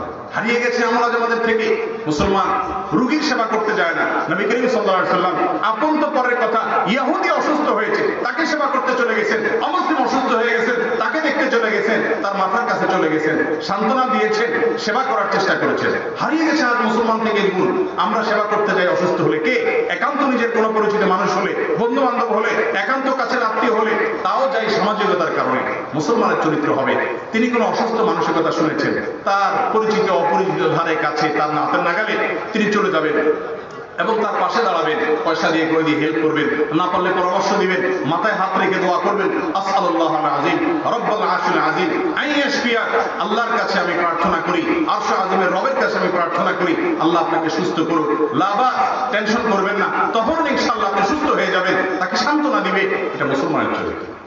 মুসলমানের চরিত্র হলো যে কোন বিষয় তিনি নিজে পেতে পারেন, আরেকজনকেও দিতে পারেন, এরকম সুযোগ তৈরি হলে অন্যকে অগ্রাধিকার দিবেন, নিজে না নিয়ে। যে ঠিক আছে আপনি নেন, আমি নিলাম না, ঠিক আছে আপনি সিটে বসেন, আমি দাঁড়িয়ে গেলাম, মুরব্বী মানুষ বাসে উঠেছেন, বাবা আমি সিটে বসাছিলাম এতক্ষণ, আমি ইয়াং মানুষ, আমি দাঁড়িয়ে থাকতে পারবো, অসুবিধা নাই, আপনি বসেন। এটা মুসলমানের চরিত্র। আজ এগুলো আমাদের কাছে হারিয়ে গেছে। আমাদের এই সমাজে এই সৌন্দর্যগুলো ছিল, এখন নাই। শয়তান আমাদেরকে স্বার্থপর করে ফেলেছে। আমরা স্বার্থান্ধ, নিজের স্বার্থ ছাড়া কিছু বুঝি না। ভালো মুসলমান জান্নাতুল ফেরদাউসের মালিক হবে, সে লোক স্বার্থপর হবে না, সে পরোপকারী হবে, সে আন্তরিক হবে, বিশেষ করে বড়দেরকে সম্মান করবে, ওলামাদেরকে ইজ্জত করবে। মুসলমানের চরিত্র। মুসলমান অন্যকে অগ্রাধিকার দিবে, ঠিক আছে আপনি নেন আমি নিব না, ঠিক আছে আপনি আগে আসেন আমি পরে আসি, আন্তরিক হবে। মুসলমানের চরিত্র হলো তিনি যখন বেচা কেনা করবেন তখনও কাস্টমারের সাথে আন্তরিক হবেন, কাস্টমারকে সুপরামর্শ দিবেন, মিথ্যা বলবেন না, প্রতারণা করবেন না, যতটুকু সম্ভব ছাড় দিবেন, জুলুম করে দাম নিবেন না। কারণ নবী করিম সাল্লাল্লাহু আলাইহি ওয়াসাল্লাম বলেছেন রাহিমাল্লাহু ইমরাআন, ওই ব্যক্তিকে আল্লাহ তাআলা পছন্দ করেন, ওই ব্যক্তিকে আল্লাহ তাআলা অনুগ্রহ করেন, রহম করেন, সামহান ইযা বা সামহান ইযা ইশতারা, সে যখন বেচে কাস্টমারের সাথে আন্তরিক হয়, কাস্টমারের প্রতি হিতাকাঙ্ক্ষী হয়, আর যখন কিনে তখনও দোকানদারের প্রতি হিতাকাঙ্ক্ষী হয়, আন্তরিক হয়, ক্ষতি করে না, প্রতারণা করে না। মান গাশশা ফালাইসা মিন্না, যে প্রতারণা করে সে আমার উম্মত হতে পারে না। মুহতারাম হাজিরিন, মুসলমানের গুণ এবং বৈশিষ্ট্যগুলো যদি আমাদের মধ্যে আনতে পারি, তাহলে এই সমাজের মানুষ আঙ্গুল তুলে আপনাকে আমাকে বলবে, যদি আমি আনতে পারি আপনি আনতে পারেন, বলবে এটা ফেরেশতা, মানুষ না, ফেরেশতা বলবে। আর এই গুণগুলো অর্জন করা ছাড়া সত্যিকারের মুসলমান আমরা হতেও পারবো না। কোরআন যে মুসলমানের কথা বলেছে, হাদিস যে মুসলমানের কথা বলেছে, আমরা যে মুসলমান দেখি, আপনি আমি যে ইসলাম প্র্যাকটিস করি, হাজার হাজার পার্থক্য তার সাথে দেখেন। শত শত আয়াত হাদিসের খোলাসা স্বরূপ আমি মুসলমানের কিছু চরিত্র বলার চেষ্টা করেছি। এই চরিত্রগুলো একটা একটা করে আল্লাহ তাআলা আপনার এবং আমার মধ্যে ধারণ করার এবং এই গুণগুলো আমাদের ভিতরে অর্জন করার, আমাদের ভিতরে আনার, প্র্যাকটিস করার আল্লাহ তাআলা তৌফিক আমাদের সবাইকে দান করুন। খাঁটি মুসলমান হওয়ার চেষ্টা করবো না ইনশাআল্লাহ। আল্লাহ বলেছেন ইয়া আইয়ুহাল্লাযীনা আমানু, হে ঈমানদাররা, উদখুলু ফিস সিলমি কাফা, ইসলামে পরিপূর্ণভাবে প্রবেশ করো। পরিপূর্ণভাবে ইসলামে প্রবেশ করতে হলে ঈমান যেমন ঠিক থাকতে হবে, ইবাদত যেমন ঠিক থাকতে হবে, এই যে আচার আচরণের কথা কোরআন হাদিসের আলোকে বললাম, প্রতিটি পয়েন্টই বহু হাদিস এবং বহু আয়াতে বর্ণিত হয়েছে, তার নির্যাসটা শুধু আমি শুনিয়ে দিলাম। এই গুণগুলো আমাদের ভিতরে অর্জন করলে তখন আমরা পরিপূর্ণভাবে ইসলামে দাখিল হতে পারবো ইনশাআল্লাহ। চেষ্টা করবো তো সবাই ইনশাআল্লাহ। আল্লাহ রাব্বুল আলামিনের কাছে ফরিয়াদ করি, হে মালিক, আপনি আমাকে, আমার ভাইদেরকে, যারা শুনছি আমাদের সকলকে সেই রকম মুসলমান হওয়ার তৌফিক দান করুন, যেই মুসলমানের কথা কোরআনে বলেছে, যে মুসলমানের কথা হাদিসে বলেছে, যে মুসলমানের কথা আমার আল্লাহ বলেছেন, যেরকম মুসলমান হওয়ার কথা আমার রাসূল সাল্লাল্লাহু আলাইহি ওয়াসাল্লাম বলেছেন, যেরকম মুসলমান আমাদের সাহাবীরা ছিলেন, যেরকম মুসলমান স্বয়ং রাসূল আকরাম সাল্লাল্লাহু আলাইহি ওয়াসাল্লাম ছিলেন, সেরকম মুসলমান যেন আমরা হতে পারি। নামে যেন মুসলমান না হই, কাজে যেন মুসলমান হই, আচার আচরণে যেন মুসলমান হই, কায়কাবারে যেন মুসলমান হই, সার্বিকভাবে হয়ে ইসলামে যেন পরিপূর্ণভাবে দাখিল হয়ে খাঁটি মুসলমান হতে পারি, সেই তৌফিক আল্লাহ আমাদের সবাইকে দান করুন। সেরকম মুসলমান যদি আমরা হয়ে যাই, তাহলে সেই সমাজে আর জেলখানার প্রয়োজন হবে না, সেই সমাজে আদালতে কোনো মামলা থাকবে না, সেই সমাজে কোনো অনাচার থাকবে না, সমাজের সব মানুষ ফেরেশতা হয়তো হবে না, কিন্তু আমি তো চেষ্টা করতে পারি নিজেকে ফেরেশতা করার। চেষ্টা করতে পারি কি পারি না? আল্লাহ তাআলা আমাদের সবাইকে খাঁটি, আসল, প্রকৃত কোরআন হাদিস যে মুসলমানের চিত্রের কথা বলেছে, সেরকম মুসলমানের বাস্তব উদাহরণ হওয়ার, বাস্তব রূপ হওয়ার তৌফিক আমাদের সবাইকে দান করুন। ওয়া আখিরু দাওয়ানা আলহামদুলিল্লাহি রাব্বিল আলামিন। আসসালামু আলাইকুম ওয়া রাহমাতুল্লাহি ওয়া বারাকাতুহু। প্রশ্ন উত্তর দেওয়ার সময় আছে ভাই? কেমনে আছে? 10টা বেজে গেছে তো, 11টা পর্যন্ত ওয়াজ শুনবেন, 12টা পর্যন্ত শুনবেন, কত পর্যন্ত শুনলে কেমন হয়? আরো ভালো হয়। ওয়াজ শুনতে তো মজাই লাগে। তাইলে আজকে বছর পর্যন্ত করি। হ্যাঁ, ওয়াজ শুনতে রাজি আছে, বাইক একটু খোলা দিতে হবে।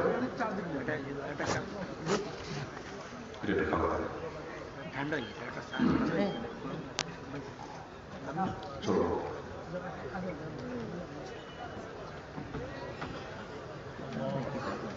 ভাই, ফজর নামাজ পড়া লাগবে না আপনাদের? তো বেশি রাত পর্যন্ত আসলে ফজর কেমনে পড়বেন? এখান থেকে পড়িয়ে দেবেন, এটা কোনো কথা বলল? সিলেটের মানুষ ওয়াজ শোনার পাগল, কিন্তু আমল তো করতে হবে। জি ভাই, আলহামদুলিল্লাহ, বিসমিল্লাহ। অবা মিডিয়ার ভাইরা আপনারা বসিয়ে যান না, তারা বসিয়ে যান, বসিয়ে যান না। আপনারা এতক্ষণ পর্যন্ত বলতেছে তারা, বসিয়ে যান, বসিয়ে যান, ডিস্টার্ব করবেন না। এদেরকে বসার কিছু দিচ্ছেন? যে পাশে দেন নাই তো, একটু মেহমানদারিটারি করে, বেচারা দূর দূরান্ত থেকে আসে, সবাই শুধু বকা দেয় তাদেরকে, কেউ আদর করে না। এদের উসিলায় তো ভিডিওগুলো দেখবেন পরে নাকি? তাহলে আর আপনারা মোটামুটি থাম্বনেল দিয়ে না, খুব দায়িত্বশীল হন ভাই, ইনশাআল্লাহ। জাযাকাল্লাহু খাইর। আর যে জায়গায় মাহফিল হয় তাদের নামটা একটু লিখিয়ে না, আপনারা এগুলো লেখেন দেখাই না। বেচারা এত কষ্ট করে মাহফিল করে, ভিডিও এখন ছোট করে ফ্রেম বানান, বেচারাদের জায়গার নামও লেখেন না। অনেকে আমাকে অভিযোগ করছে, বলে ভাই একটু লেখেও না যে অমুক জায়গার নাম। আপনাদের চ্যানেল মালিকদেরকে বলবেন এগুলা, যে অন্তত লোকেশনটা লিখে দেয়। এটা কৃতজ্ঞতা আদায় করা উচিত। অন্তত কমেন্টে লিখে দিয়ে দিতে পারেন, ডেসক্রিপশন লিখে দিতে পারেন অমুক জায়গার মাহফিল। বেচারা এত কষ্ট করে মাহফিল করে, আপনারা নামটাও উল্লেখ করবেন না, কেমন হবে? জি, জাযাকাল্লাহু খাইর। জি ভাই, মাশাআল্লাহ, আপনারা নীরব থাকলে আমার কথা ভালো আসবে। আর কেউ কথা বলতে ডিস্টার্ব করুন, আমার সব এলোমেলো হয়ে যাবে। যে মাহফিলে আশেপাশে কথা বলো, ওখানে আমার কোনো কথা আসে না, কথা হজম হয়ে যায়। সুন্দর ছিল এরকম, মাশাআল্লাহ, কেউ ডিস্টার্ব করিয়ে না। এবার বাচ্চারা, আপনি তো বাচ্চা মানুষ না, বসেন। সভাপতি সাহেব, আমি বলছি বাচ্চা বলা ডিস্টার্ব করতেছি, দেখতে বাচ্চার মতো, মাশাআল্লাহ। আমরা সভাপতি সাহেব, মাশাআল্লাহ, জাযাকাল্লাহু খাইর। জি ভাই, বিসমিল্লাহ। প্রথম প্রশ্ন, বিভস্ত অবস্থায় ফরজ গোসল করা যাবে কিনা? একজন মুসলিম সর্বাবস্থায় এমন ভাবে থাকবেন যেটা একজন ভদ্র মানুষের আপনার রূপ তার মধ্যে প্রকাশ পায়। এই জন্য সাধারণত কোন মুসলমান গোসল ফরজ হলে গোসল করতে গিয়ে টয়লেটে একান্তে দরজা বন্ধ কেউ দেখছে না। এই অবস্থায় বিবস্ত্র না হয়ে গোসল করাটাই হলো তার জন্য সুন্নাহ। অর্থাৎ শরীরে পোশাক থাকবে। যদি নাপাক থাকে তাহলে কি হলো? নাপাক থাকলে সিস্টেম হলো কাপড়ের যে জায়গাটায় নাপাক লেগেছে ওই জায়গাটাকে হাত দিয়ে ধরে আগে ধুয়ে ফেলবেন, একটু ডলাডলি দিয়ে 2-3 বার চিপ দিয়ে দিলেন, সেটা পাক হয়ে গেল। এবার আপনি গোসল করেন, শরীরে পোশাক আছে। এরপরে পোশাক পরিবর্তনের সময় একটা গামছা তলে ধরে আপনি লুঙ্গিটা খুলে ফেলবেন, পোশাক চেঞ্জ করবেন। আর যদি আপনার অন্য কোনো কাপড় না থাকে, কাপড়ের কোথায় নাপাক রাখছে আপনি বুঝেন না, আপনার সুসিবাইও আছে বা যে কোনো কারণে হোক আপনি পুরো কাপড় খুলে ফেলতে চান, জায়েজ আছে। বাথরুমে পরিপূর্ণ কাপড় চোপড় সব খুলে বিবস্ত্র হয়ে গোসল করলে সেটা জায়েজ আছে, কিন্তু এটা ভালো কাজ না। ওই যে ভালো মুসলমান হইতে হলে আপনাকে অনেক কিছু বাদ বিচার করতে হবে। নামকাস্তে মুসলমান হলে আপনি করতে পারেন, কিন্তু আদর্শ মুসলমান হতে আপনি টয়লেটে কেন স্ত্রী সহবাসের সময় পর্যন্ত পরিপূর্ণভাবে একেবারে বিবস্ত্র হয়ে যাওয়া এ সম্পর্কে বিভিন্ন বর্ণনা থেকে নিষেধাজ্ঞা পাওয়া যায়। এই জন্য চেষ্টা করতে হবে কাপড় চোপড় শরীরে রেখে যত সম্ভব, আর কিছু না উপরে একটা কাপড় দিয়ে দিন, কাঁথা দিয়ে দিন, কিছু একটা থাকবে। গোসলের সময় একটা লুঙ্গি আপনার পরনে থাকবে বা একটা হাফ প্যান্ট অন্তত কমপক্ষে থাকবে।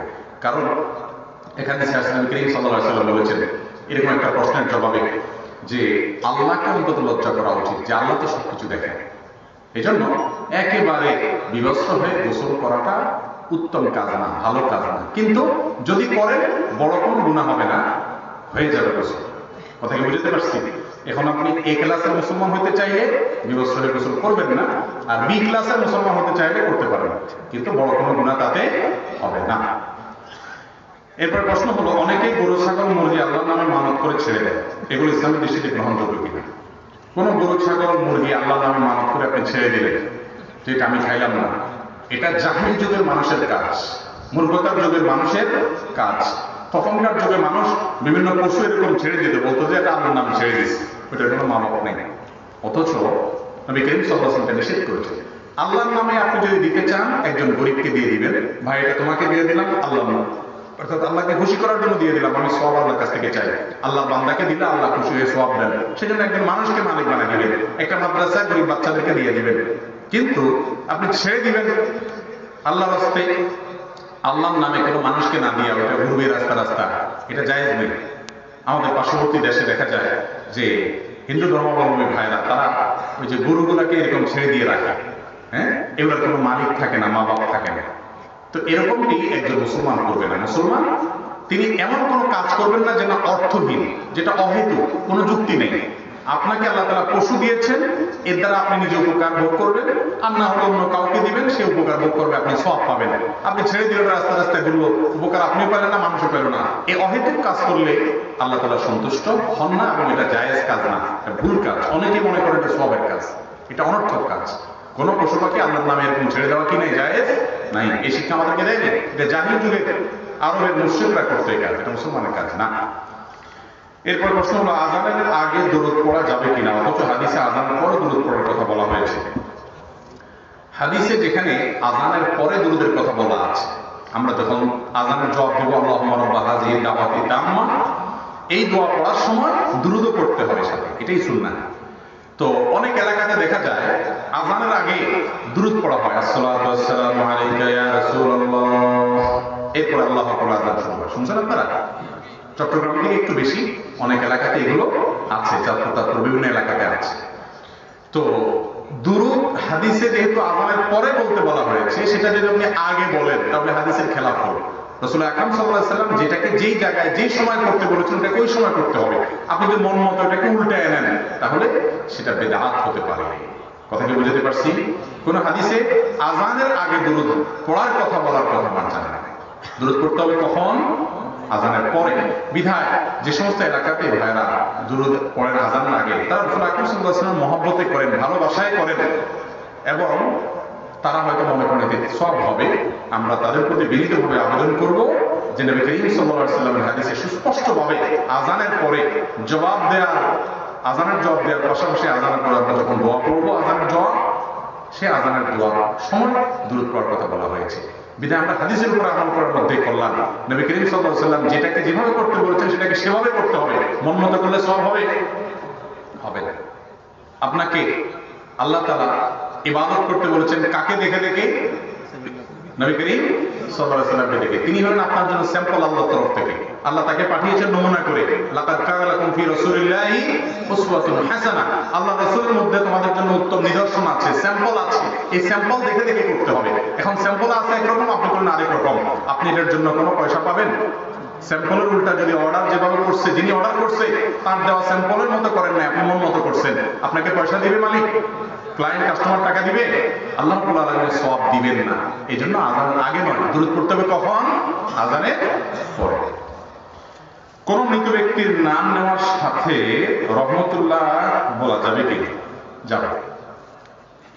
আমরা মনে করি যে আল্লাহর কোন নেককার বান্দা, বড় কোন আলেম বুজুর্গ মানুষ, কোন বড় শেখ, তিনি মারা গেলে তার নামের শেষে রহমতুল্লাহ আলাইহি বলতে হয়।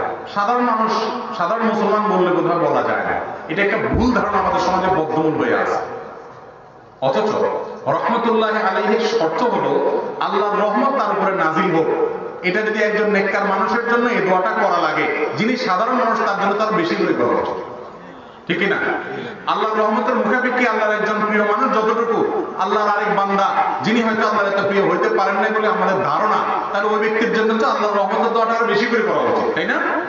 এই জন্য আপনার এলাকার একজন সাধারণ মানুষ মারা গেছেন, একজন মুসলমান মারা গেছেন, পুরুষ হলে রহমতুল্লাহ আলাইহি আর মহিলা হলে রহমতুল্লাহ আলাইহা, অথবা রাহিমাহুল্লাহ, রাহিমাহুল্লাহ, মহিলা হলে রাহিমাহুল্লাহ আর পুরুষ হলে রাহিমাহুল্লাহ।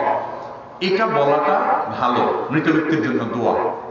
আবার বলছি, এটা আমাদের দেশে সাধারণত মানুষ মনে করে যে আশরাফ আলী থানভী রহমতুল্লাহ আলাইহি, হ্যাঁ, ডক্টর খন্দকার আব্দুল্লাহ জাহাঙ্গীর রহমতুল্লাহ আলাইহি, অমুক রহমতুল্লাহ আলাইহি, হাফিজুর রহমতুল্লাহ আলাইহি, হ্যাঁ, মাওলানা আব্দুল বারী সাহেব, শেখ আব্দুল বারী রহমান, ডক্টর আব্দুল বারী রহমাতুল্লাহ আলাইহি, বড় বড় ইসলামিক স্কলার, বড় বড় আলেম ওলামা যারা ছিলেন তাদের নামের শেষে রহমতুল্লাহ আলাইহি বলি আমরা। মূলত রহমতুল্লাহ আলাইহি তাদের জন্য রিজার্ভ করা নেই, এটা যে কোনো মুসলমানের জন্যই বলা যাবে, বরং বলা উচিত। আপনার চাচা মারা গেছেন, আপনি তার কথা বলতে যাচ্ছেন কথার কথা, বা আপনার আব্বা মারা গেছেন, আপনি গর্ব দিতে গিয়ে বলছেন যে আব্বা বলছেন এই কথাটা, তখন আপনি এভাবে বলবেন আব্বা জান রহমতুল্লাহ আলাইহি বলেছেন। কথা কি বুঝতে পারছি? আপনার মা মারা গেছেন, তার কথা বলতে গিয়ে বলছেন মা এই জিনিসটা পছন্দ করতেন, তখন বলবেন এভাবে মা রহমতুল্লাহ আলাইহা তিনি এই জিনিসটা পছন্দ করতেন। নামটা নিলেন, সাথে তো দোয়া করে দিলেন, দোয়া করলে তার উপকার আসবে মৃত মানুষের। করবো না আমরা ইনশাআল্লাহ? তাহলে রহমতুল্লাহ আলাইহি এটা কি শুধু হুজুরদের জন্য খাস, আলেমদের জন্য খাস না, এটা যে কোনো মুসলমানের জন্য করা যায়, এটা কোনো আলেমের জন্য রিজার্ভ না।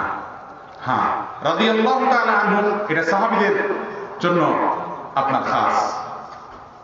অন্যদেরকে বললে গুনাহ হবে তা না, অন্যদেরকে সাহাবীদের সাথে শামিল করে আপনি বলতে পারেন, যেহেতু এর মাধ্যমে সাহাবীদেরকে অন্যদের থেকে পৃথক করা হয়। এই জন্য রাদিয়াল্লাহু তাআলা আনহা অর্থটা অন্যদের জন্য ফিট হলেও এই ভাষায় দোয়াটা তাদের জন্য করবেন। আলাইহিস সালাম নবীদের জন্য, রাসূলদের জন্য, আমাদের নবী সাল্লাল্লাহু আলাইহি ওয়াসাল্লাম। কিন্তু রহমতুল্লাহ আলাইহি, রাহিমাহুল্লাহ এটা কোনো আল্লাহর নেককার বান্দা বা আলেম ওলামাদের জন্য খাস এমন কোনো কথা নেই। যে কোনো মুসলমানকেই মারা গেলে তার নামের শেষে রহমতুল্লাহ আলাইহি বলা যায়। কথা কি বুঝতে পারছি? জিও সিলেটি ভাষা বলছে। আমরা যারা দোকানে পাসপোর্ট সাইজ ও অন্যান্য ছবি তোলার কাজ করি, সেক্ষেত্রে আমাদেরকে নারীদের চেহারা দেখে কাজ করতে হয়। ইসলামে এটার গ্রহণযোগ্যতার ব্যাপারে জানতে চাই। ভাইরে, এই প্রশ্ন উত্তর দিলে তো অনেকে বলবে ইসলাম এত কনজারভেটিভ, ইসলাম এত শক্ত, এত গোড়া। তার কাছে ইসলামটা গোড়া মনে হবে যে ব্যক্তি আত্মসমর্পণ করে নেই, যে ব্যক্তি ইসলাম মানে কি আত্মসমর্পণ করা, মুসলমান মানে আত্মসমর্পণকারী, মানে সারেন্ডার করে দিচ্ছে। কার কাছে? আল্লাহর কাছে। তো সারেন্ডার যে করে তার কোনো নিজস্ব সে থাকে? বুঝেন নাই? যে ব্যক্তি প্রশাসনের কাছে সারেন্ডার করে, আছে না বিভিন্ন সময় প্রশাসন বিভিন্ন অপরাধীদেরকে সারেন্ডারের জন্য সুযোগ দেয় না, তখন তারা কিভাবে সারেন্ডার করে? তাদের যা অস্ত্র শস্ত্র যা কিছু আছে সব কিছু হাজির করে বলে আমার কাছে যা আছে দিয়ে দিলাম আর হাত তুলে দিলাম, এখন আপনি যা বলেন না। এর নাম না সারেন্ডার? তো ইসলাম গার্দান নেহাদান বাতাহাত মানে হলো সারেন্ডার। মুসলমান মানে সারেন্ডারকারী, আত্মসমর্পণকারী। আপনি আল্লাহর কাছে আত্মসমর্পণ করার পর এখন আল্লাহ যা বলবেন সেটা করবেন, এটাই হলো আত্মসমর্পণের দাবি, ঠিক না? ঠিক। এখন এরপরে সারেন্ডার করার পর এটা কেন করবো, ইসলাম এটা কেন বলছে, আল্লাহ এটা কেন বলছে? আপনি তো আত্মসমর্পণ করেন, আপনি বাটপার। আত্মসমর্পণের নামে আপনি বাটপারি করছেন, আপনি প্রকৃত আত্মসমর্পণকারী হতে পারেন না। বুঝেন নাই? এই জন্য এই কথা এই জন্য বলে নিলাম যে পরনারীর চেহারা দেখা, পরনারীর সৌন্দর্য দেখা, অবলোকন করা, এটা পরপুরুষের জন্য হালাল না হারাম? আল্লাহ বলেছেন কুল্লিল মুমিনিনা ইয়াগুদ্দু মিন আবসারিহিম, হে রাসূল বলে দিন মুমিন পুরুষরা যেন তাদের দৃষ্টিকে অবনত করে, সংযত করে, হারামটা না দেখে। এখন কোন দোকানে ফটোর কাজ করতে হয়, তো সেখানে মেয়েদের ফটো, পাসপোর্ট সাইজ ছবি, আইডেন্টি কার্ডের জন্য ছবি, এগুলো নিয়ে কাজ করতে হয়। বুঝি এটা বাস্তবতা, দরকার আছে, এগুলো ছাড়া তো চলবে না। তো এই কাজগুলোর জন্য কোনো মহিলা রাখবে যাকে কাজটা শিখিয়ে দিবে, একটু কঠিন হবে। প্রয়োজনে আপনার বাসা বাড়িতে কোনো মহিলাকে শেখাবেন, মহিলা কাস্টমারের কাজটা তাকে দিয়ে করাবেন, তাকে বুঝাই দিবেন, দেখাই দিবেন। আপনি বলবেন এত ঝামেলা? হ্যাঁ, আপনি তো জান্নাতুল ফেরদাউস আশা করেন। দুনিয়াতে একটা বাড়ি পাওয়ার জন্য কত কষ্ট করেন, কত কিছুকে সহ্য করেন, জান্নাত দুনিয়ার সমান দর দুনিয়ার মালিক হবেন, এতটুকু স্যাক্রিফাইস করবেন না, তাহলে কিভাবে জান্নাত পাবেন? এই জন্য এতটুকু স্যাক্রিফাইস করতে হবে। যদি সেরকম কোনো উপায় না থাকে বা আপনি সেটা চেষ্টা করছেন অনগোয়িং, তাহলে হয় অ্যাভয়েড করবেন, যার ভিতরে আল্লাহর ভয় নাই, ফাসেক বা অমুসলিম, সে করুক, আপনি করবেন না এই কাজ। যদি আপনাকে করতে হয় যথাসম্ভব নিজের দৃষ্টিকে হেফাজত করে যত দ্রুততার সাথে আপনি করবেন, সেটা আপনার জন্য শেষ উপায়। যে বেচারে আর কোনো উপায় নাই, কোথাও যাওয়ার রাস্তা নাই, অথবা অন্য কোনো দোকান নাই, এখানে তার এখন দরকার, বিপদগ্রস্ত, আপনি সেক্ষেত্রে এটা করলেও আল্লাহর কাছে ইস্তেগফার এবং তওবা করা উচিত আপনার। কথা কি বুঝাতে পারছি? করোনার সৌন্দর্য দেখা পরপুরুষের জন্য জায়েজ নেই ভাই। আপনি ছবিতে দেখেন, ফেসবুকে দেখেন, বিভিন্ন নায়িকা মডেলকে দেখেন, বিভিন্ন ব্যক্তির ছবি দেখেন, প্রোফাইলে বিভিন্ন মেয়েদের ছবি দেখেন, পুরুষের আপনার জন্য এটা হারাম, এটা গুনাহের কথা। আপনি দেখে হারাম স্বাদ নিচ্ছেন, এর ফলে মনে মনে আপনি বাজে চিন্তা করবেন, মনে মনে জেনা করবেন, এগুলো সব জেনার খাতায় নাম লেখানো হবে। এই জন্য আল্লাহর কাছে ইস্তেগফার করতে হবে এবং চক্ষুকে হেফাজত করতে হবে। আল্লাহ তাআলা আমাদেরকে তৌফিক দান করুন। এরপর প্রশ্ন হলো, মসজিদ পরিচালনার ক্ষেত্রে ইমামের ভূমিকা কেমন হওয়া উচিত? ইসলামের জ্ঞানশূন্য কমিটির মনোবরণ ইমাম চলতে পারবে কিনা? দেখুন, ইমাম যদি মেরুদণ্ডওয়ালা হয়, মেরুদণ্ড বুঝেন কি? মানে ইমামের ভিতরে যদি সৎ সাহস থাকে, তাহলে সেক্ষেত্রে কমিটিটা তো উল্টাপাল্টা হোক। ইমাম সাহেব কখনো নিজেকে তাদের অধীনে চালাইতে গিয়া কখনো এমন কাজ করবে না যে কাজটা আল্লাহ এবং তার রাসূল সাল্লাল্লাহু আলাইহি ওয়াসাল্লামের নির্দেশ বিরোধী হয়। এটা ঠিক যে ইমাম সাহেবদের উচিত, মুয়াজ্জিন সাহেবদের উচিত মসজিদ কমিটি পরিচালনার সৌন্দর্য হিসাবে যৌক্তিক যে নির্দেশনা দিবেন সেটাকে পালন করা উচিত। তাতে শৃঙ্খলা হবে। সবকিছু ইমাম মুয়াজ্জিন বুঝবেন না। যারা স্থানীয় থাকেন, যারা দুনিয়া চালান, প্রতিষ্ঠান চালান, তারা অনেক সময় পরিচালনাটা অনেক ভালো বোঝেন। তারা যদি যৌক্তিক কোনো কথা বলেন, ভালো কোনো কথা বলেন, ইমাম সাহেবের সেগুলোকে আমল নেওয়া উচিত। কিন্তু অন্যায় কোনো কথা বললেন, সে অন্যায় কথাটা ইমাম সাহেবের মানা উচিত না। আর মসজিদ কমিটিরও মাথায় রাখা উচিত, ইমাম সাহেবের নিয়োগটা হলো আমাদের দেশের প্রেসিডেন্ট নিয়োগের মতো। কিরকম? প্রেসিডেন্ট নিয়োগের আগে সংসদ সদস্যরা সবাই স্বাধীন যে কাকে তিনি প্রেসিডেন্ট হিসাবে নির্বাচন করবেন, ভোট দিবেন, তাদের ব্যাপার। তারা যদি চান সবাই মিলে একটা লোককে প্রেসিডেন্ট নির্বাচন করতে পারেন, তারা যদি চান না আরেকজনকে করবেন, করতে পারেন। কিন্তু প্রেসিডেন্ট যখন নিয়োগ দিয়ে ফেললেন, উনি প্রেসিডেন্ট হয়ে গেছেন, শপথ করে ফেলছেন, এরপরে কি হয়? এরপরে সবাই তার অধীন হয়ে যায়। ঠিক না ঠিক? শপথের পর সবাই তার অধীন হয়ে যায় না? এরপর প্রেসিডেন্ট যাবেন, ওইটাই সর্বোচ্চ কথা, ঠিক না? এরপর যদি প্রেসিডেন্টকে বাদ দিতে হয়, চাইলেই কেউ সমালোচনা করতে পারে? পারে।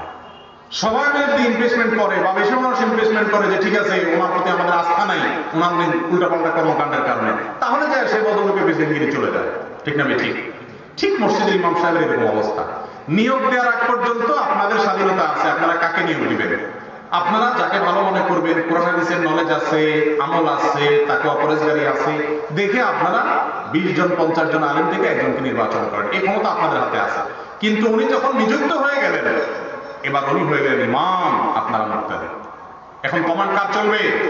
ইমাম সাহেবের। আমি কি বুঝাতে পারছি? যদি আপনি নিয়োগ দেওয়ার পরেও ইমাম সাহেবকে মনে করেন ইমাম সাহেব তো আমাদের অধীনস্থ, তাহলে আপনি ভালো করে শুনে রাখেন, চাকরের পিছনে নামাজ হয় না। নামাজ হয় না বলতে বিশুদ্ধ হয় না এটা না, ইমামের পিছনে নামাজ হয়। ইমাম মানে নেতা। আপনি আপনার ইমাম সাহেবকে যদি চাকর মনে করেন, আপনার অধীনস্থ মনে করেন, তাহলে আপনি নিজের নামাজ নিজে নষ্ট করলেন, আপনি একজন চাকরের পিছনে নামাজ পড়তেছেন। ঠিক না ঠিক? আর যদি আপনার ইমাম সাহেবকে আপনি নেতার মতো চোখে দেখেন, তাহলে আপনি একজন নেতার পিছনে নামাজ পড়তেছেন। দৃষ্টিভঙ্গিটাকে পাল্টাইলে অনেক সুন্দর হয়ে যাবে না ইনশাআল্লাহ? ইমাম সাহেবদের সম্মান দেওয়া শিখতে হবে। অনেক মসজিদ কমিটির ভাইরা মনে করেন যে আমরা তো বেতন দিচ্ছি। আমি বলি না, কোন মসজিদ কমিটির লোকেরা ইমাম মুয়াজ্জিনের বেতন দেয় না। কিভাবে দেয় না? ওনারা যে বেতনটা দেন, এই বেতনটা কার টাকা দেন? বুঝেন না আমার কথা? মসজিদের যে ফান্ড আছে, সেই ফান্ড থেকে ইমাম মুয়াজ্জিনের বেতন দেওয়া হয়, তাই না? সেই ফান্ডের টাকাটার মালিক কে? সভাপতি, সেক্রেটারি সাহেবরা, কেশিয়ার সাহেবরা, কমিটির লোকেরা। এই টাকার মালিক কে? আল্লাহ তাআলা। কিভাবে আল্লাহ তাআলা মালিক আমি বুঝাই। মসজিদের সভাপতি সাহেব, সেক্রেটারি সাহেব, কেশিয়ার সাহেব, সদস্য সাহেব বা সাধারণ মুসল্লি সাহেবরা যে টাকাটা মসজিদে দেয়, এই টাকাটা কেন দেয়? সওয়াবের আশা দেয়। ঠিক না ঠিক? যে এই টাকাটা দিলাম আল্লাহ আপনার ঘরে দিলাম, আপনি আমাকে সওয়াব দিয়েন। তাহলে টাকা আল্লাহ পেয়ে গেছে, আল্লাহকে দিয়ে দিয়েছেন, আল্লাহ আপনাকে বিনিময়ে সওয়াব দিবে। এই টাকাতে আপনার কোনো সে থাকার কথা এখন আর? এই টাকার মালিক এখন কে? আল্লাহ। আল্লাহর ঘরে আল্লাহর টাকাটাকে আল্লাহর ঘরের কাজে ব্যয় করার জন্য নির্মাণে খরচ করবেন, ইমাম সাহেব বেতন দিবেন, মজুর সাহেব বেতন দিবেন, অর্থাৎ আল্লাহর ঘরের কল্যাণার্থে আপনি এখন খরচ করতেছেন। আপনি এখন আল্লাহর প্রতিনিধি, আল্লাহর হয়ে আল্লাহর ঘরের তত্ত্বাবধানকারী হিসেবে আপনি এটা ব্যয় করছেন। এটা আপনার পকেটের টাকা দিয়ে আপনি যে চাকর রাখেন, আপনি যে লোক রাখেন, ইমাম মুয়াজ্জিনকে সেরকম টাকা আপনি দিচ্ছেন না। আপনি হয়তো দান করছেন, কিন্তু দান করার পর এটা মালিক এখন আর আপনি নেই। আপনি তো আল্লাহকে খুশি করার জন্য দিচ্ছেন, এখন মালিক আল্লাহ হয়ে গেছে। আপনি যদি বলেন যে আমার টাকা দিছি, তাহলে তো আপনি আল্লাহকে দিলেন না। আমি কি বুঝাতে পারছি বিষয়টা? এই দৃষ্টিভঙ্গি যখন ইমাম সাহেবের ব্যাপারে, মজলিসের ব্যাপারে কমিটির লোকদের আসবে, তখন তারা দান করে দানের সওয়াবটা পাবেন, আল্লাহর ঘরে সেবা করে সওয়াব পাবেন, জান্নাতি হতে পারবেন। আর যদি তাদের মানসিকতা হয় যে না, ওনারা তো আমাদের টাকায় চলে, আমাদের চাকর, তাহলে আপনি টাকাটা আল্লাহকে দিলেন না, টাকার সওয়াবও পাবেন না, আর মসজিদের সেবা করে সওয়াবও পাবেন না, বরং আলেম ওলামাদের প্রতি অপমানজনক ভূমিকার কারণে আপনার গুনাহ পর্যন্ত হতে পারে। এই জন্যই তো মসজিদ কমিটির লোকদের বৈশিষ্ট্য বলতে গিয়ে আল্লাহ বলেছেন আল্লাহর ঘরের দায়িত্ব পালন করবে, আবাদ করবে ওই লোকেরা, এক মান আমানা বিল্লাহ, যে ব্যক্তি আল্লাহর প্রতি ঈমান আনবে, ওয়াল ইয়াউমিল আখির, এবং আখিরাতের প্রতি বিশ্বাস রাখবে, দুই ওয়া আকামাস সালাহ, সালাত সত্য পড়বে, বেনামাজি হবে না, তিন ওয়া আতাজ যাকাত, পয়সা লাভ হলে হিসাব করে যাকাত দিয়ে দিবে, আল্লাহর ভয় থাকবে, চার ওয়ালাম ইয়াখশা ইল্লাল্লাহ, আল্লাহ ছাড়া কাউকে পরোয়া করবে না, আল্লাহর নির্দেশ মতো চলবে, অন্য কারো নির্দেশ চলবে না। এই চার গুণ বিশিষ্ট মানুষ, এই চার গুণ বিশিষ্ট মানুষগুলো মসজিদের দায়িত্ব পালন করবে। তারা যখন আল্লাহর ভয় তাদের মধ্যে থাকবে, তারা ইমাম সাহেব মুয়াজ্জিন সাহেবের প্রতি আন্তরিক হবে, শ্রদ্ধাশীল হবে। আবার ইমাম মুয়াজ্জিনরাও নিজের মর্যাদা নিজে রাখতে হবে। চা দোকানে আড্ডাবাজি করে উল্টাপাল্টা কথা বলে, সামাজিক বিভিন্ন রাজনীতির সাথে জড়াইয়া উল্টাপাল্টা এর পিছনে ওর পিছনে দলবাজির লেগে ইমাম মুয়াজ্জিনরা নিজের ইজ্জত নিজে নষ্ট করবেন না। ব্যক্তিত্ব সম্পন্ন মানুষ হবেন। কমিটির উচিত এমন লোককে নিয়ে দেওয়া যার ভিতরে পার্সোনালিটি আছে, যার ভিতরে ব্যক্তিত্ব আছে। ইমাম সাহেব যদি মেরুদণ্ডওয়ালা হয়, তিনি যদি আল্লাহ ছাড়া কাউকে পরোয়া না করেন, তিনি যদি নিজের আত্মসম্মানটা ধরে রাখতে পারেন, তিনি যদি একটু কৌশলী হন, হিকমত এবং কোরআনের ইলম যদি তার কাছে থাকে, ইনশাআল্লাহ কমিটি যত বেলাইনি হোক, আস্তে আস্তে একদিন না একদিন অবশ্যই লাইনে আসতে বাধ্য। আল্লাহ তাআলা আমাদেরকে সেরকম ইমামতি এবং সেরকম মুয়াজ্জিনি করার তৌফিক দান করুন। আমি বিভিন্ন মসজিদে বিভিন্ন সময় দায়িত্ব পালন করেছি, আলহামদুলিল্লাহ আজও পর্যন্ত কোন মসজিদে আমার মনে পড়ে না যে মসজিদ কমিটির লোকেরা আমার উপরে চড়াও হতে পেরেছে, কারণ আমি সেভাবে চলি নাই। কারোর কাছে তুচ্ছ হয়ে নিজের ইজ্জতকে লঙ্ঘন করে দিয়ে 10 টাকা 50 টাকা 100 টাকা হাদিয়ার জন্য লড়াইতে থাকবেন না। ইমাম সাহেবের আত্মসম্মান বোধ থাকতে হবে, মর্যাদা বোধ থাকতে হবে। আমার তো মনে পড়ে না যে আমি অ্যাজ এ ইমাম কারোর বাসায় দাওয়াত খাইতে গেছি, হুজুরি দাওয়াত যেটাকে বলে। আমাকে কেউ বললাম না হুজুরি দাওয়াত আমি খাই না, আমি গরিব মানুষ, ডাল ভাত খাবো সেটা অনেক ভালো, আপনার বাসার হুজুরি দাওয়াত আমি খাই না। আপনি আমাকে বন্ধু মনে করে, ইমাম সাহেবকে আপন মনে করে দাওয়াত খাওয়ান, সেটা ভিন্ন জিনিস। অনুগ্রহ করে দয়া করে হুজুর মানুষের দাওয়াত দিয়ে খাওয়াইলেন, ওই দাওয়াত আমি খাই না। এতটুকু ইজ্জত যদি ইমাম সাহেবদের মধ্যে থাকে, মুয়াজ্জিন সাহেবদের মধ্যে থাকে, কমিটির লোকেরা তারা তো বেশিরভাগ দিনের বুঝ তাদের মধ্যে নেয়, তাদেরকে আমাদেরকে হেদায়েতের পথে আনতে হবে। ইমাম সাহেবদের দায়িত্বটা এখানে বেশি। আল্লাহ তাআলা আমাদেরকে তৌফিক দান করুন। ইমাম সাহেবদের স্বাধীনতা দিবেন যে হুজুর মসজিদ পরিচালনা করবেন, কথা বলবেন মিম্বরে কোরআন হাদিস থেকে, মন গড়া কোনো কথা না, কারণ মুখের দিকে তাকাবেন। আমি এক আল্লাহর বান্দা পাইছি, জীবনে একজন সেক্রেটারি ছিলেন ঢাকা এক মসজিদের, মারা গেছেন অনেক আগে, আল্লাহ জান্নাত নসিব করুক। আমার নিয়োগের দিন আমাকে বলে দিয়েছেন, হুজুর আমাদের মিম্বর থেকে আপনি সেই কথা বলবেন যেটা কোরআন হাদিসে আছে। এই কথা কেউ মানলো না মানলো আপনার দেখার দরকার নেই। যদি কারোর সাথে ঝগড়া করা লাগে আমি করবো, আপনার কোনো টেনশন নেই। এরকম কমিটির লোক, ঠিক না ঠিক? এখন আমাদের কমিটির লোকরা হুজুরদের ডেকে বলে দেয়, হুজুর এত বেশি মাসলা টাসলা দিয়েন না, আশপাশে সবাই যা করে তা করবে, ঠিক না ঠিক? আমি বলি এই টাইপের কমিটির লোকেরা, ওনারা হলেন ডাক্তার, আর ইমাম সাহেব বেচারা হলো ডিসপেন্সারিওয়ালা। কিরকম? ডাক্তার প্রেসক্রিপশন লিখে দেয়, ডিসপেন্সারিওয়ালা শুধু সে অনুযায়ী ওষুধটা দিয়ে দেয় রোগীর, ঠিক না ঠিক? কমিটির লোক যদি ঠিক করে দেয় যে হুজুর যেমনি যেমনি এলাকা মানুষ করে, আশপাশে মসজিদ গুলা করে, আপনি এমনি এমনি করবেন, বাইতুল করা করে আপনিও করেন, অমুক মসজিদ করে আপনিও করেন, এত যুক্তি এত মাসালা শুনতে চাই না। তাহলে ডিসিশনটা কমিটির লোক দিয়ে দিলেন, প্রেসক্রিপশনটা ওনারা লিখে দিলেন, হুজুর শুধুমাত্র আইটেমটা ওষুধটা দিয়ে দিলেন। হুজুর মিলাদ পড়েন, সবাই পড়ে আপনিও পড়েন, এত কথা বলার দরকার নেই। তাহলে হুজুর মিলাদটা পড়াই দিলেন, ওষুধটা দিয়ে দিলেন, আর প্রেসক্রিপশন লিখছে কে? কমিটির লোক। যে ডাক্তার না, সে যে ডাক্তারি করে, রোগী বাঁচবে না মরবে? প্রেসক্রিপশন ইমাম সাহেবকে দিয়ে লেখাইতে হবে, আর ওই প্রেসক্রিপশন বাস্তবায়ন করবেন কমিটির লোক। কথা কি বুঝতে পারছি? আল্লাহ তাআলা আমাদেরকে আমলের তৌফিক দান করুন। এরপরে প্রশ্ন হলো, ফরজ সালাতের পর অনেক মসজিদে উচ্চস্বরে দীর্ঘ সময় মুনাজাত করা হয়, তাহলে পেছনে রাকাত ছুটে যাওয়া নামাজের সমস্যার কথা ভাবা কি ইমাম সাহেবের দায়িত্বের মধ্যে পড়ে না? অবশ্যই দায়িত্বের মধ্যে পড়ে। ইমাম সাহেব হাত তুলে আর কান্নাকাটি দোয়া দরুদ, এদিকে মাসবুক বেচারার এক দেড় রাকাত ছুটছে, তার মুখ দিয়ে কোনো কেরাত আসছে না। এই ইমাম সাহেব গুনাহগার। এটা কারণ তিনি গুনাহ করছেন, তিনি দোয়া করছেন। এই দোয়া নয়, এই দোয়া ইসলাম শিখায় না। নবী করিম সাল্লাল্লাহু আলাইহি ওয়াসাল্লাম এক সাহাবীকে মসজিদে নববীতে জোরে তেলাওয়াত করছেন, ডাক দিয়ে বলছেন এদিকে আসো। পর্দা সরায়া ডাক দিয়েছেন এদিকে আসো। সমস্ত এদিকে কাঁপেছিলেন। ডেকে বলছেন, তুমি এত জোরে তেলাওয়াত কেন করছো? তুমি যে আল্লাহকে শুনাতে চাচ্ছ, তিনি তো বধির নন, তিনি সবকিছু শুনতে পান। আলিমুন বিযাতিস সুদূর, অন্তরে মনে মনে কি বলে মানুষ সেটা পর্যন্ত তিনি জানেন। তাহলে তুমি আস্তে আস্তে বললে তিনি শুনবেন, কেন জোরে বলছো? আশপাশে অন্যদের ইবাদতে কষ্ট হচ্ছে, ডিস্টার্ব হচ্ছে। এ হলো ইসলাম। এখন ইমাম সাহেব যদি জোরে জোরে আপনার মুসল্লিদেরকে নিয়ে সম্মিলিত দোয়ার ভিতরে ডুব দিয়ে থাকেন, তো অন্য মাসবুক ব্যক্তিদের যদি নামাজে ডিস্টার্ব হয়, এই হাদিসের আলোকে কাজটা কি সঠিক না ভুল? ইমাম সাহেবদের এটা খেয়াল রাখতে হবে। আল্লাহ তাআলা বুঝার তৌফিক দান করুন। বর্তমানে পাসপোর্ট এবং আইডি কার্ড বানানোর ক্ষেত্রে অতিরিক্ত টাকা দিয়ে কারোর মাধ্যমে কাজটি করতে হয়। মাধ্যম হিসেবে যারা এসব কাজ করে থাকেন তাদের অতিরিক্ত টাকা নেওয়া হালাল হবে কিনা? দেখুন, পাসপোর্ট ইত্যাদিতে এখন আর খুব বেশি ঘুষের প্রচলন আমাদের দেশে নাই, থাকলেও খুব কম, কারণ এগুলো ডিজিটালাইজড হয়ে গেছে আস্তে আস্তে। তারপর অনেক মানুষ বুঝে না, বা অনেক জায়গাতে এখনো দুর্নীতি আছে। তো সেখানে দেখা যায় একজন ভায়া হয়, সে ভায়া হয়ে করে দেয়। একটা হলো যে আপনার কাগজপত্রগুলো সে গোছগাছ করে দিল, আপনি বুঝেন না ফর্ম কিভাবে ফিল আপ করবেন, অনলাইনে কিভাবে ফিল আপ করবেন, অফলাইনে করবেন, বুঝেন না। তো এই কাজগুলো একজনে করে দিছে, তাহলে কিন্তু আপনার সার্ভিস দিচ্ছেন, তার অধিকার আছে আপনার থেকে ফি নেওয়া। কথা কি বুঝাতে পারছি? যে আমি ফর্মটা ফিল আপ করে দিলাম, কাগজগুলো গোছায় দিলাম, ঠিকঠাক করে দিলাম, আপনি জানেন না কিভাবে করতে হয়, আমি জানি, অনেক দালালরা এরকম আছে। এই কাগজ গোছগাছ করে দেওয়া, ফর্ম টর্ম লিখে দেওয়া, অনলাইনে ফিল আপ করে দেওয়া, এগুলো পাবো, আপনি সার্ভিস ফি নিতে পারেন। কিন্তু আপনি যদি ওই অফিসারের সাথে লিঙ্ক করে, লিয়াজো করে, সিরিয়াল ছাড়া এর আগে আমি করাই দেব, আপনার এই কাগজ ছাড়া আমি করাই দেব, ওই কাগজ ছাড়াও আমি করাই দেব, বা যেভাবে হোক আমি করাই দেব, কন্ট্যাক্ট নিলেন, নিয়া ওই অফিসারকে কিছু দিলেন, আপনি কিছু খাইলেন, অথবা কোনো সার্ভিস ফি ছাড়া এই জাতীয় কোনো দালালি করে নিলেন, সেটা হারাম হবে। সেটা কি হবে? হারাম হবে। তাহলে দুই রকম কিন্তু কাজ। একটা হলো পাসপোর্টের দালালি আপনি করেন, কাগজপত্র গোছগাছ করে দিয়ে আপনি ওনাকে হেল্প করলেন, এটার জন্য আপনি ফি নিতে পারেন।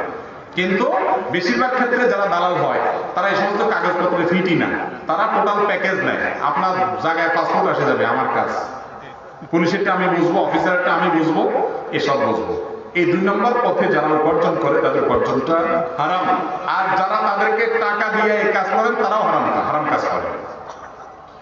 কারণ হলো আপনার একটা কাজ হতে 1 মাস লাগবে, আপনি চান 15 দিনে হয়ে যায়। আপনার যা সিরিয়াল ধরতে হবে, আপনি চান আমি সিরিয়াল ধরবো না, আপনার এমন কোনো পেপার দিতে হবে, আপনি বলেন এত ঝামেলা আমি করবো না। তো আপনি অলস কাজ করতে গিয়ে আপনি ঘুষ দিলেন, এই ঘুষ দেওয়াটাও হারাম, আর যে খাচ্ছে তার জন্য কি? বেশিরভাগ ক্ষেত্রে আমরা অবৈধ সুবিধা নেওয়ার জন্য ঘুষ দিই। কোন কোন ক্ষেত্রে যদি এমন হয় আপনার ন্যায্য অধিকার, সরকারি একটা সার্ভিস, কিন্তু ওই টেবিলে যারা আছে ঘুষ ছাড়া কোনোভাবেই দিবে না, আপনি বাধ্য, আপনাকে তারা বাধ্য করছে, সিস্টেমটা এরকম যে টাকা ছাড়া হবে না, তখন আপনার জন্য ঘুষ দেওয়া যায়। কিন্তু আপনি আপনার নিজের কাজটাকে সহজ করার জন্য, দুর্বলতা আপনার, পেপারস কম আছে, আপনি এখন ঘুষ দিয়ে কাজটা করালেন, তাহলে আপনি নিজেও হারাম করলেন, যে নিল সে তো হারাম অবশ্যই করল। জঘন্য একটা অপরাধ। আল্লাহ আমাদেরকে বুঝার তৌফিক দান করুন। এসব হারাম কাজকে আমরা হারাম মনে করি না, চুরিরা হারাম মনে করে, ডাকাতিরা হারাম মনে করে। এটা চুরি ডাকাতির মতোই একটা হারাম কাজ। ঘুষের কারবার একটা কি হারাম কাজ। কাউকে খারাপ জানা সত্ত্বেও তার পক্ষে অমুক ভাইয়ের চরিত্র ফুলের চেয়েও পবিত্র, এরকম স্লোগান দিয়ে ভালো সম্বোধন করা যাবে কিনা, ইসলামের দৃষ্টিতে জানতে চাই। আপনি জানেন একটা লোক আস্ত 300 বংশ, বাটপা, চিটা, চরিত্রহীন, লম্পট, খারাপ মানুষ, আপনি জানেন। এরপরেও যদি আপনি 50টা টাকার লোভে, 100টা টাকার লোভে, 500 টাকার লোভে স্লোগান দেন সারাদিন, তাহলে আপনার এই স্লোগান দিয়ে যে টাকা কামাই করে হারাম উপার্জন করলেন। কারণ আপনি বিশ্বাস করেন লোকটা বাটপা, জানেন বাটপা, তারপরে বলতেছেন তার চরিত্র। আমি এতদিন শুনে আসছি ফুলের মতো, এখন শুনতেছি ফুলের চেয়েও পবিত্র। এই স্লোগান তো আমি জীবনেও শুনিনি, ফুলের চাইতেও পবিত্র। বাপরে বাপ। তো এই যে আপনি তেল মারলেন, এই যে আপনি পাম্পটি দিলেন, এই কাজটা হারাম কাজ, এই কাজটা গুনাহের কাজ। একটা খারাপ মানুষকে আপনি ভালো মানুষ বলা মানে হলো ভালো বলে সাক্ষ্য দেওয়া, মিথ্যা সাক্ষ্য। এটা লোকটা ভালো না, তারপর আপনি ভালো বলতেছেন, এটা হলো মিথ্যা সাক্ষ্য দেওয়া। আপনার স্লোগান শুনে যদি কোনো মানুষ ভোট দেয় ওই লোকটারে, যে এত মানুষ বলতেছে ফুলের মতো পবিত্র, ফুলের চাইতেও পবিত্র, সরি, তাহলে এই লোকটা কত ভালো জানে, তাহলে সেক্ষেত্রে আপনার মিথ্যা কথার কারণে একটা মানুষ ভুল জায়গায় আপনার সাক্ষ্য দিয়েছে, ঠিক না বেঠিক? এগুলো গুনাহের কথা ভাই, এগুলো গুনাহের কথা। এত সস্তা হয়ে যায় না। আপনার দলের আপনার চাচা দাঁড়াইছে, আপনার ভাইয়ে দাঁড়াইছে, আপনার দোস্ত দাঁড়াইছে, এই জন্য তার পক্ষে লড়তে হবে না। মুসলমানের আদর্শ এত সস্তা না। মুসলমান ভালো মানুষ যে তাকে ভালো বলবে, যে খারাপ তাকে খারাপ বলবে, খারাপ বলতে না পারলে চুপ থাকবে, কিন্তু খারাপকে কখনো ভালো বলতে মুসলমান পারে না। মুসলমান এত আদর্শহীন হয় না। মুসলমান আদর্শ থাকতে হবে, মেরুদণ্ড থাকতে হবে। না খায় মরে যাবেন দুনিয়াতে। ওই চোরের ওই বাটপারের আপনার ইয়া করে দালালি করে সব ভালো মানুষকে ভালো বলবে। যে অসৎ তারে অসৎ বলতে পারলে বলেন, আর বলার মতো যদি সাহস না থাকে, ভয় হয়, তো চুপ থাকেন, অন্তত মিথ্যা কথা বলবেন না। মুসলমান মিথ্যাবাদী হতে। অথচ নির্বাচনের সময় তো কি আর এগুলা আমরা জিকির দিই, সুবহানাল্লাহ এতবার বলি নাই, সুবহানাল্লাহ আল্লাহ পবিত্র, আল্লাহ পবিত্র, এটা এতবার বলে না যতবার বলছো চোরের চরিত্র ফুলের চেয়ে পবিত্র, ঠিক না? ঠিক। ভালো মানুষ আছেন, তাদের কথা বলবেন, বুঝতে পারছেন কথা? খারাপ মানুষকে কখনো ভালো মানুষ বলবেন না। যদি বলেন গুনাহগার, মিথ্যাবাদী হবেন। আল্লাহ আমাদের যত দান করুন।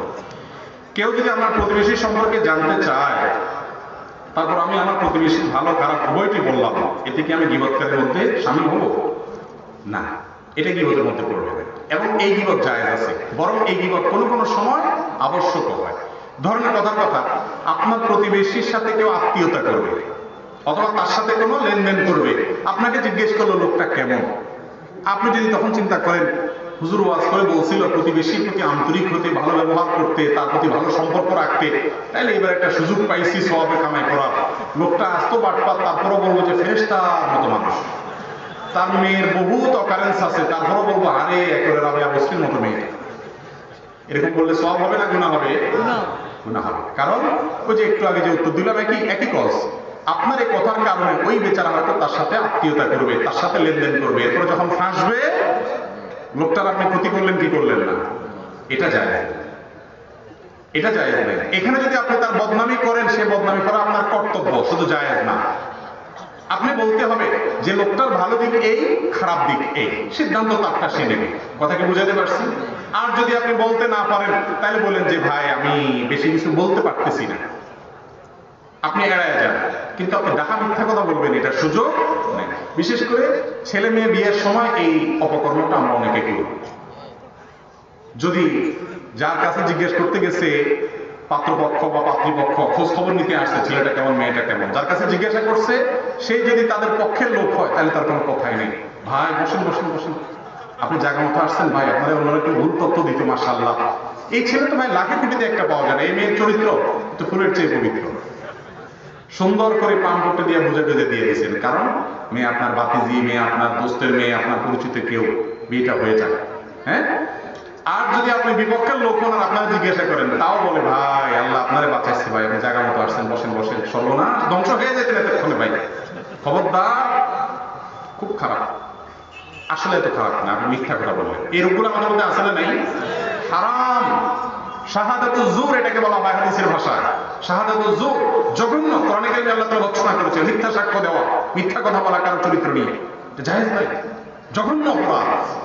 আপনি সঠিকটা তথ্য দিতে হবে, কারণ আপনার তথ্যের উপরে ভিত্তি করে কারো হয় উপকার হবে, আর নাহলে ক্ষতি হবে। আপনি সুযোগ আছে এখন সঠিক তথ্য দিয়ে লোকটার উপকার করেন, সাথে সাথে আপনি সওয়াব পাবেন। চেষ্টা করবেন ইনশাআল্লাহ। মুসলমান আদর্শবান হবে। শুধুমাত্র আপনি দাড়ি টুপি রেখে আর জুব্বা টুব্বা পরলেন, ওয়াজ শুনলেন, ওয়াজ করলেন, এর নাম শুধু মুসলমানের না। মুসলমানের কাজে কর্মে মুসলমানকে প্রকাশ হইতে হবে। চেষ্টা করবো তো ইনশাআল্লাহ। আল্লাহ আমাদেরকে সৎ থাকার তৌফিক দান করুন। গ্রামাঞ্চলে দেখা গেছে কেউ মারা গেলে এলাকার মহিলাদের দিয়ে কোরআন খতম দেওয়া হয়। সেক্ষেত্রে আমার মা তিনি নিজেও এই দায়িত্ব পায়। কেউ এক পারা, কেউ দুই পারা করে ভাগযোগ করে নেন, অথচ তারা তেমন ভালোভাবে কোরআন পড়তেও পারে না। এক্ষেত্রে করণীয় এবার কোরআন খতম দেওয়া কি ঠিক হবে? এই সিস্টেমের কোরআন খতম আমাদের দেশে আছে ভাই। যে 30 পারা 30 জন ভাগ করে নেয়, অথবা 30 পারা 10 জনে ভাগ করে 3 জন নিয়ে পড়ে। প্রথম কথা হলো ভাই, 10 জনে যদি 3 পারা 3 পারা করে পড়ে, কারণে কিন্তু খতম হয় না, হয়েছে? কারণ প্রত্যেকের কয় পারা হয়েছে? 3 পারা হয়েছে।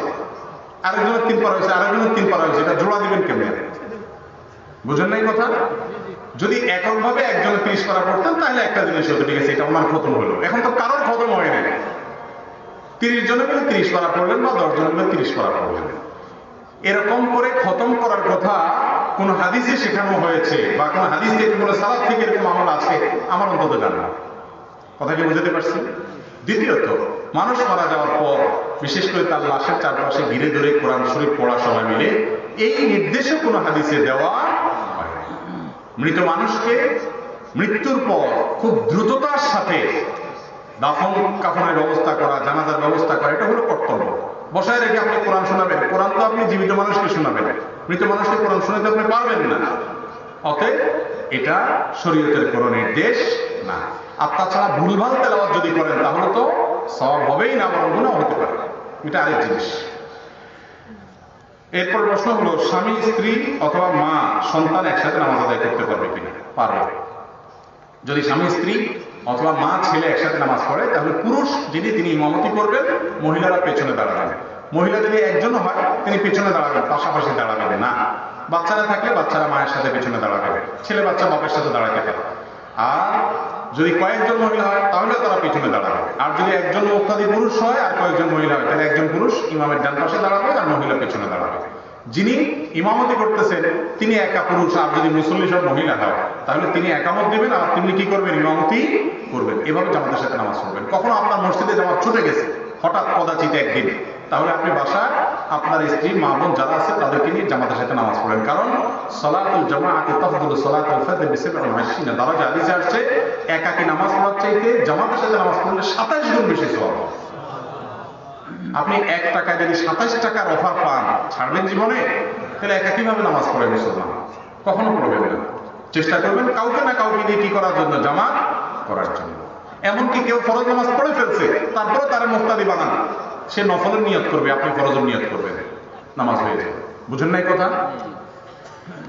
এরপরে প্রশ্ন হলো, আমার বয়স 23 বছর, আমি গত 3-4 বছর যাবত 5 ওয়াক্ত নামাজ পড়ি। যেহেতু 7 বছর থেকে 5 ওয়াক্ত নামাজ পড়া ফরজ, সেক্ষেত্রে আগের মিস হওয়া নামাজগুলো আমি কিভাবে আদায় করব? আগের মিস হওয়া নামাজগুলো আপনাকে আদায় করতে হবে, এটাই বিশুদ্ধতার অভাব। অনেক ওলামা ইকরাম বলেন ওমরি কাজা বলতে কিছু না, ঠিক আছে, ওমরি কাজা শব্দটা নাই, কিন্তু বাবু কাজাই ফাওয়ায়েদ আছে, অর্থাৎ ছুটে যাওয়া নামাজ পড়তে হবে। এখন যে সমস্ত ওলামাদের মতে, যে সমস্ত ইমামদের মতে নামাজ না পড়লে মানুষ কাফের হয়ে যায়, তাদের মতে নামাজ আর পড়া লাগবে না, কারণ আপনি তখন কাফের ছিলেন, এখন নতুন করে মুসলমান হয়েছে। কথা বুঝেন নাই? অমুসলমান থাকা অবস্থায় নামাজ না পড়লে সেটা কি করা লাগে না? পড়া লাগে না। অতএব আপনি আগে নামাজ পড়েন নাই নিয়মিত, এই জন্য আপনি বেঈমান ছিলেন, এখন নামাজ পড়া করে মুসলমান ছিলেন। এখন আগে বেঈমান থাকাটা যদি রাজি থাকেন তাহলে নামাজ ওগুলো পড়া লাগবে না। কথা কি বুঝতে পারছি? তবে অন্য যে সমস্ত ইমামদের মত, যেমন আবুল মহল্লা সহ ইমামদের মত হলো, আপনি যদি নামাজ না পড়েন কিন্তু আপনি মুসলমান, আপনি বিশ্বাস করেন নামাজ পড়া উচিত, পড়তে পারতেছেন না, শয়তানের কারণে লজ্জা আছে, অপরাধ বোধ আছে, তাহলে আপনি কাফের না। এটা ওনার মত, অন্যদের মত, যার কারণে আপনি সেই নামাজগুলো আবার পড়তে হবে যেগুলো ছুটে গেছে। কথা কি বুঝাতে পারছি? তো এই দ্বিতীয় মতটা, এটাকে আমরা অধিকতর শক্তিশালী মনে করি, অধিকতর দলিল সমৃদ্ধ মনে করি, সেজন্য আগের নামাজগুলোকে কাজা করতে হবে। কিভাবে কাজা করবেন? জীবনের প্রথম নামাজ নিয়ত করে ফজর পড়বেন, প্রত্যেকটাকে প্রথম, আবার কাউন্ট করবেন যে আমার এত বছরের মধ্যে কত ওয়াক্ত নামাজ হতে হবে, এটা ডাইরেক্টলি লিখে ফেলবেন। এরপর শুরু করবেন বিসমিল্লাহ করে, প্রতিদিন 2 ওয়াক্ত 1 ওয়াক্ত করে পড়তে পড়তে সংখ্যা কমাতে থাকবেন, কমতে কমতে কমতে একসময় জিরোতে চলে যাবেন। কথা কি বুঝতে পারছি? ফজর নিয়ত করে পড়বেন, জোহরের নিয়ত করে, শুধু ফরজগুলো পড়লেই হবে, সুন্নতগুলো না পড়লেও ইনশাআল্লাহ অন্তত দায়মুক্ত হবেন ফরজ থেকে। এরপরে প্রশ্ন হলো, হজে যাওয়ার পূর্বে আত্মীয় স্বজন এলাকার মানুষদের দাওয়াত করে খাওয়ানো কতটা জরুরি? ভাই, আমাদের দেশে মানুষ হজে যাওয়ার আগে এই কাজটা করে না, যে এলাকার আত্মীয় স্বজনদের খাওয়া, মনে করে এটা জরুরি। এটা জরুরি হলো এই জন্য যে সবাইকে একটু জানানোর দরকার আছে। আমি আশা করি হাজি সাহেব বলবে না সবাই, এটা যদি না খাওয়াই তাহলে কেমনে হাজি সাহেব বলবো, জানবে কি হবে? এটা ভুল একটা কাজ, কোনো দরকার নাই এটা করা। হ্যাঁ, যদি ব্যাপারটা এরকম হতো যে আমি অনেক দূরের সফরে যাচ্ছি, ফিরে আসতে পারি না পারি, যেমন আগের যুগে যখন সফর হতো, হজের সফর, সেই সফরে দেখা যেত যে মানুষ জাহাজের সফরে যেত, 1 মাস 2 মাস 3 মাস লেগে যেত সফরে যাইতে, ফেরত আসে না আসে, অসুস্থ হয়ে যেতে পারে, তখন এত সহজ ছিল না সফর করা। তখন ঠিক আছে, এলাকাবাসী সবাই কাছ থেকে মাপ টাপ চেয়ে দোয়া দরুদ নিয়ে যে কঠিন সফরে যাচ্ছি গেলাম, সেটা আরেক জিনিস। কিন্তু আজকাল বিশেষ করে বিমানে চলে যাচ্ছেন 6 ঘন্টা 7 ঘন্টা, হ্যাঁ, এখান থেকে ঢাকা যেতে যে সময় লাগছে, ঢাকা থেকে আপনি মক্কা যেতে তার চেয়ে কম সময় লাগছে, ঠিক না?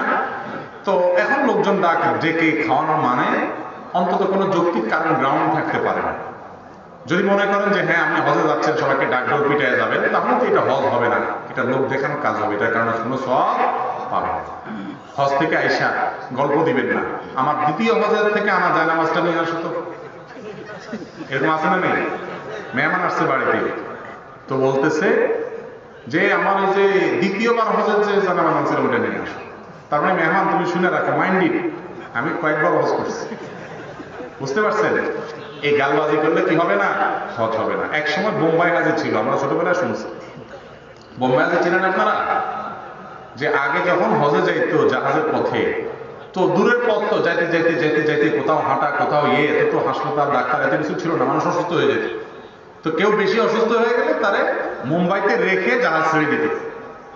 হজের সিজন শেষে যদি সে বেঁচে থাকতো, আসার সময় আবার নিয়ে আসতো, জাহাজে উঠাইতো না, কারণ এই রোগী নিয়ে মরে গেলে দালাল দাফন করবে কোথায়, নদীতে ছাড়া যাওয়ার উপায় নেই, এগুলো রেখে যেত।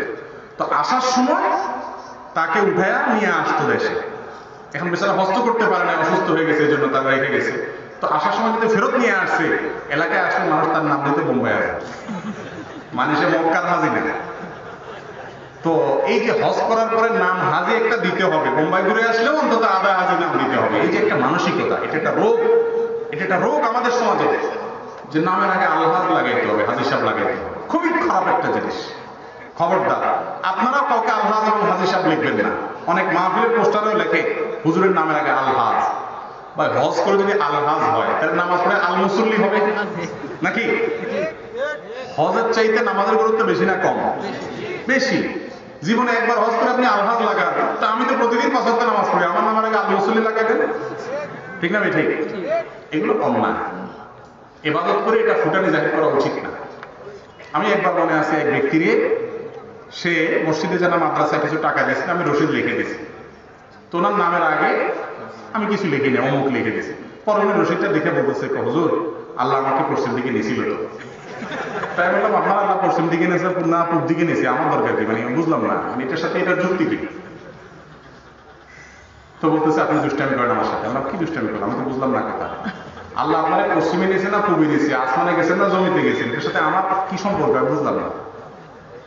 পরে লোকটা বুঝছে যে আমি তাকে কৌশলে একটু শাসন মানে সংশোধন করার চেষ্টা করছি। ওনার কথা হলো আমার নামের আগে আলহাজ লিখবেন না। আপনার কেউ নামের আগে আলহাজ লিখবেন? কেউ লিখবেন না, নিজেরটাও লিখবেন না, কারোরটাও লিখবেন না। কিসের আলহাজ? হজ করছেন নিয়ে আল্লাহর জন্য, আল্লাহ কবুল করবেন, আলহাজ লাগাইতে হবে এখানে। যদি নামের আগে আলহাজ লিখতে চান, তাহলে সবাই নামের আগে আল মুসল্লিও লিখে দেবেন। আল্লাহ তাআলা আমাদেরকে বোঝার তৌফিক দান করুন। জানাজার পর মৃত ব্যক্তির লাশ যখন দাফন করতে কবরস্থানে নিয়ে যাওয়া হয়, তখন 10 কদম যাওয়ার পর পর কাঁধ পরিবর্তন করে। এটা কতটুকু জরুরি? না, এটা কোনো জরুরি কিছু নেই। লাশ দাফন করতে নিয়ে যাওয়ার সময় যারা বহন করতেছেন খাটিয়া, তাদের যদি কষ্ট হয়ে যায়, তারা আরেকজনকে বলবে তুমি আসো, বা আরেকজনকে শরীক করবে, এটা ঠিক আছে। কিন্তু গুনে করে 10 কদম তারপরে আবার লোক পরিবর্তন, এটা আমাদের বানানো জিনিস। কোন হাদিসে এরকম করে কিছু করতে বলা হয় না। আমরা বিভিন্ন দাওয়াতে যাওয়ার সময় উপহার নিয়ে যাই, এর বিধান কি? দাওয়াতে যাওয়ার সময় উপহার নিয়ে যান। আপনি এটা হোটেলে যাওয়ার সময় নিতে পারেন, কারণ হোটেলে আপনি খাইতে যাচ্ছেন, অতএব আপনার ক্যাশ নিয়ে যেতে হবে। রেস্ট টু রেন্ট, বাংলার বিনিময়ে রেস্ট। এটা হোটেলে। আপনি দাওয়াতে গেলে হাদিয়া নিবেন কেন?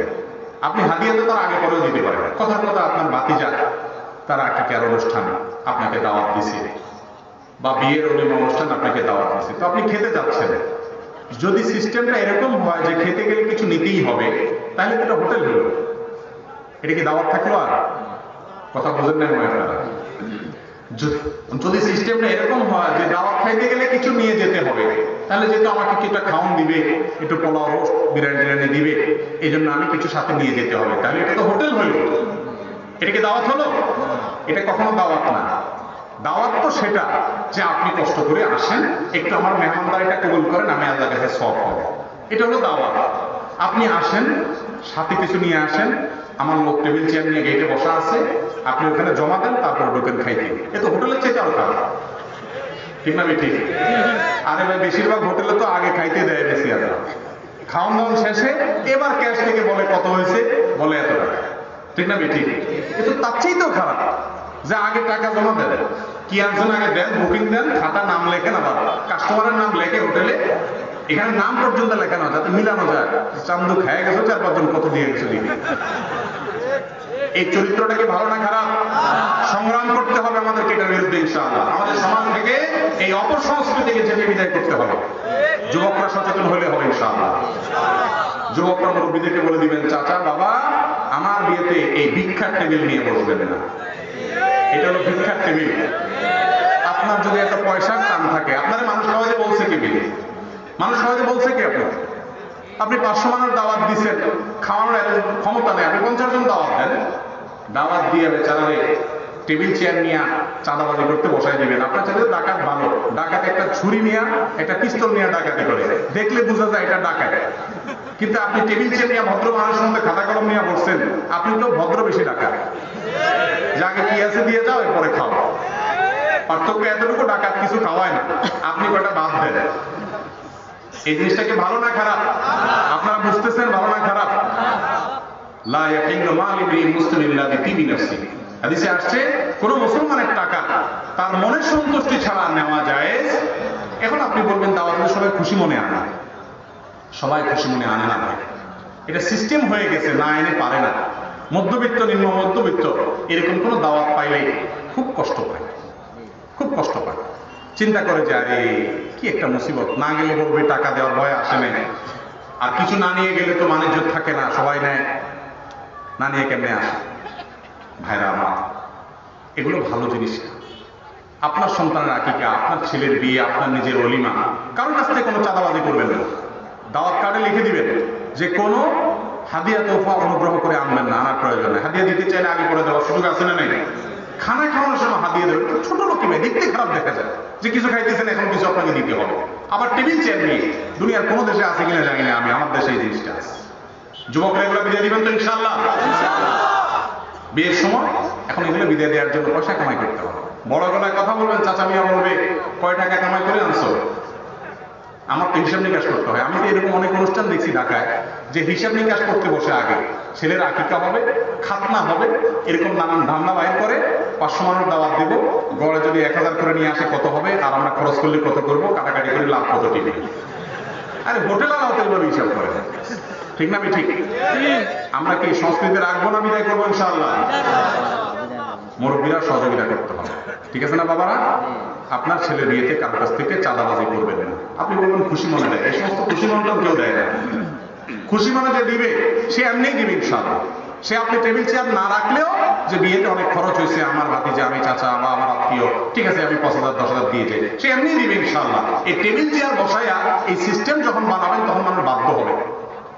এগুলাকে দূর করতে হবে ইনশাআল্লাহ। শরীর চর্চার জন্য মেন লাইন থেকে বিদ্যুৎ সংযোগ নিয়ে ব্যাডমিন্টন খেলার বিধান নেই, শীতকালের প্রশ্ন। এটা নিয়ে আমরা বিভিন্ন জায়গায় বলেছি ভাই, মেন লাইন থেকে বিদ্যুৎ যদি টানেন, এটা হলো বিদ্যুৎ চুরি, এটা হলো বিদ্যুৎ চুরি। আর যদি বলেন না চুরি কেমন হলো, আমরা তো সবাই সামনে করতেছি, তাহলে ডাকাতি। তাহলে কি ডাকাতি? আপনি যদি চোর হইতে না চান তাহলে ডাকাত হবে, দুটার একটা অবশ্যই আপনাকে হতে হবে। যুবক ভাইরা ভালো করে শুনে রাখেন, আপনি ব্যাডমিন্টন খেলবেন, খুব ভালো কথা খেলেন, কিন্তু ব্যাডমিন্টন খেলতে গিয়ে আপনি এই রাষ্ট্রের সম্পদ বা কোম্পানির সম্পদ আপনি চুরি করতে পারবেন, এই অধিকার আপনার নেই। আপনি আশেপাশের কোনো বাড়ি, কোনো ঘর, কোনো দোকানের মালিকের সাথে কথা বলেন যে বাবারে এই জায়গাটাতে আমরা কোর্ট করবো, এখানে আমরা খেলবো, শরীর চর্চার জন্য, হারাম কোনো কাজ নাই, আমরা নিজেরা শরীর চর্চার জন্য খেলবো, আপনি একটু আমাকে বিদ্যুতের লাইনটা দেন, আপনার মিটারে যে টাকা অতিরিক্ত উঠবে আনুমানিক একটা আমরা এত টাকা দিয়ে দিব, তার সাথে আলোচনা করে তার কাছ থেকে লাইন নেন, নিয়ে তারপরে খেলেন, এটা ঠিক আছে। কিন্তু মেইন লাইন থেকে বিদ্যুৎ নেওয়া জায়েজ নাই। কয়জন আমরা এভাবে হিসেব করি? কিয়ামতের দিন যখন ধরা করবেন ভাই, তখন বুঝবেন কত মানুষ বাদী হয়ে দাঁড়াইছে। হ্যাঁ, অমুকের বিদ্যুৎ চুরি করেছেন, অমুক থেকে অমুকটা নিয়েছেন অন্যায়ভাবে। আবার যুবকরা তো এলাকায় তাদের তো পাওয়ার অন্যরকম, তারা নিজেদেরকে মানে এক একজনকে বড় বীর বাহাদুর মনে করে, ধরাকে সরা মনে করে। তারুণ্যের এই বয়সটাতে ভাই শয়তান আপনাকে উস্কাবে। 5-7 বন্ধু মিলে পাশের বাড়িওয়ালার কাছে যাবেন যে হুজুর বলছে মেইন লাইনেরটা নেওয়া না যায়, থাক দরকার না মেইন লাইনেরটা। বলবে এই ভাই আপনার বাড়ি থেকে বিদ্যুৎ নিলাম, কোনো অসুবিধা আছে? বেচারা ভয়ের ঠেলে এত বলাবেন একসাথে, না না না বাবা কোনো অসুবিধা নেই, নাও বাবা নাও। কিন্তু মনে মনে বলে বেয়াদব, বিলকে দিবি। তো এটা কি জায়েজ হবে না জায়েজ হবে? যুবক ভাইয়েরা হাসির কথা না, সিরিয়াসলি বলছি। কয়েক বন্ধু বান্ধব মিলে যখন আপনারা একটা কোট টোট করেন, অনেক সময় দেখা যায় আমরা অহংকারী হয়েছে, আমরা দাম্ভিকতা দেখাই। ভাইরে, যৌবনের এই গরম থাকবে না, একসময় বুড়ো হবেন, একসময় শক্তি ফুরিয়ে যাবে, তখন আপনার বিবেক আপনাকে দংশন করবে যে আমি অন্যায়ভাবে নতুন বিদ্যুৎটা ব্যবহার করেছি। আপনি তাকে টাকা দিয়ে দেন, সে যদি একান্ত সন্তুষ্ট হয়ে বিনয়ের সাথে বলেন এবং সে যদি আপনাকে দেয়, ভিন্ন কথা, আপনি খেতে পারেন, ব্যবহার করতে পারেন, সেটা আপনার জন্য জায়েজ হবে। কিন্তু আপনি দাপট দেখায় 5-7 বন্ধু মিলে দোকানদারকে বলবেন এই দোকানদার ভাই আমরা বিদ্যুৎ দিলাম, কোনো অসুবিধা আছে? আপনার ভাব দেখে, বডি ল্যাঙ্গুয়েজ দেখে দোকানদার বেচারা বলে না না না ভাই কি যে বলেন, কিসে অসুবিধা আছে, আরে নেন নেন। আর সরে গেছেন, আর এবার গালি দিচ্ছে যে এমনি ব্যবসা বাণিজ্য নাই, করোনার কারণে মরার উপরে খোড়ার গান রাখতে এসেছ। এরকম বলবে কি বলবে না? মনে রাখবে, কোনো মানুষকে অন্যায়ভাবে তার সম্পর্ক করবেন না ভাই। সময় ফুরিয়ে যাবে, যৌবন শেষ হয়ে যাবে। আপনার এই আদর্শিক অসততা, আপনার এই অনৈতিক কাজ, আপনার এই অন্যায় কাজ, এটার কারণে আখিরাতের শাস্তি তো পরে, দুনিয়াতে আপনার বিবেক আপনাকে দংশন করবে যে আমি অন্যায় করছি। এমন হতে পারে ওই লোকটা আপনি খুঁজে পাবেন না, সে মারা গেছে। তো এর দায় আপনাকে কেমন দিন বহন করতে হবে। আল্লাহ আমাদেরকে সৎভাবে জীবনযাপন করার তৌফিক দান করুন। ইসলাম বিনোদনের কথা বলেছে, আপনি বিনোদন করেন, হাসি তামাশা করেন, অবৈধভাবে না। আপনার নৈতিক জায়গাটা ভিতরে যেন মজবুত থাকে। যুবক, সৎ মানুষের এই সমাজে অভাব, অসৎ 2 নম্বর মাস্তান গর্দর বেয়াদব যুবকের অভাব নাই এই সমাজে, বহুত আছে। আপনি একটু ভিন্ন যুবক হন, যে যুবক নীতিবান হবে, আদর্শবান হবে, স্মার্ট হবে, আল্লাহর ভয় থাকবে, সৎ থাকবে। আল্লাহ আমাদের যুবকদেরকে সেরকম মানুষ হওয়ার তৌফিক দান করুন। চেষ্টা করবো না ইনশাআল্লাহ। একটি কবর থেকে মৃত ব্যক্তির লাশ স্থানান্তর করা কিংবা কবরস্থানে ঘরবাড়ি কিংবা রাস্তা নির্মাণ করা যায় কিনা, খুবই গুরুত্বপূর্ণ একটা প্রশ্ন।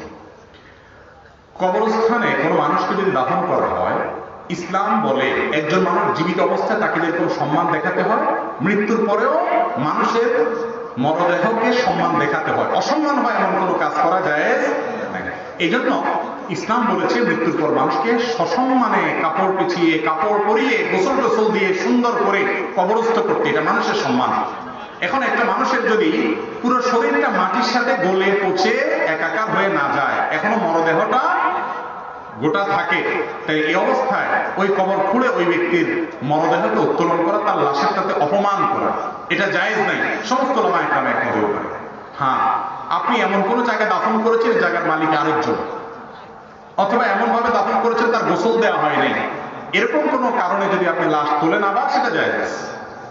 আপনি যদি লাশ এমন সময় তোলেন, কথার কথা যে এখানে নদী বানানো শেষ হয়ে যাচ্ছে, তো আপনি চাচ্ছেন যে তার ধ্বংসাবশেষটা তুলে কোনো কবরস্থানে দাফন করতে, সেটা আপনি করতে পারেন।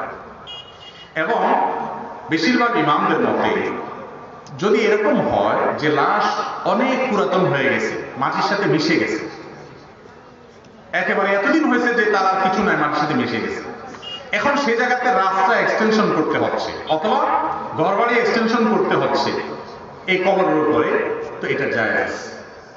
এটা জায়েজ আছে যদি কি হয়, লাশটা মাটির সাথে গলে পচে একেবারে মিশে মাটি হয়ে গেছে, মিশে গেছে, তাহলে সেক্ষেত্রে আপনার বাড়ি নির্মাণ করতে গিয়ে ওইখানে এক্সটেনশন করতে গিয়ে ওই কবর পর্যন্ত আপনি নিয়ে গেলেন, ওইটাকে মিশিয়ে দিয়ে ওইটার উপর বাড়ি করলেন অথবা রাস্তা করলেন, এতে গুনাহ হবে না যদি সেটা মাটির সাথে মিশে যায় আর আপনার এটা একান্ত প্রয়োজন। কথা কি বুঝাতে পারছি? এরপরে প্রশ্ন হলো, আমাদের যুব সমাজের অধিকাংশ যুবক হতাশা, দুশ্চিন্তা ও উদ্যোগে ভোগে, তাদের ইসলামিক উপায়, কাউন্সিলিং এর উপায়। দেখুন, এটা আমি আমার আলোচনায় বলেছি, হতাশা, দুশ্চিন্তা এবং দুর্দশা এটা দূর করার জন্য, ডিপ্রেশন থেকে মুক্তির জন্য মূল পথ হলো আল্লাহর গোলামিতে আসা, আল্লাহর আনুগত্যে ফিরে আসা। আপনি পরীক্ষামূলকভাবে কিছুদিন করে দেখেন, সালেহাতু সঙ্গে বুদি দিল খারাস আজমুদে এক জামানা খাকে বাস।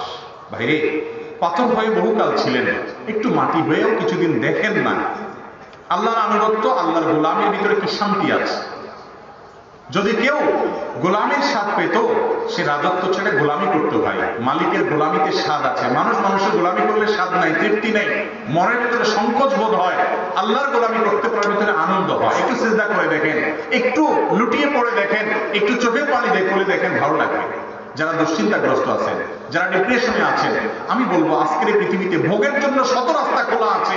মাদক আছে আপনার সামনে, হারাম ফিল্ম আছে আপনি দেখতে পাচ্ছেন, জেনা চোখের জেনা করতে পারছেন, মনের জেনা করতে পারছেন, গুগলে বহু অপকর্মের জায়গায় আপনি ঘুরতে পারছেন, অফলাইনে অনলাইনে করতে পারছেন।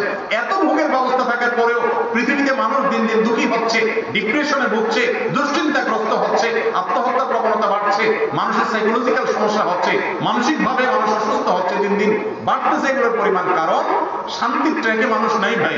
আলা বিযিকরিল্লাহি তাতমাইন্নুল কুলুব। আল্লাহর আনুগত্য স্মরণের মধ্যে মানুষের অন্তরের প্রশান্তি হয়। একটু আনুগত্য করে দেখেন, কোরআন পড়েন অর্থ সহকারে বুঝে, 5 ওয়াক্ত নামাজ পড়েন, ভোর রাতে উঠে লম্বা লম্বা রুকু, লম্বা লম্বা সেজদা দিয়ে নামাজ পড়েন, সেজদা গিয়ে আল্লাহর সাথে কথা বলেন।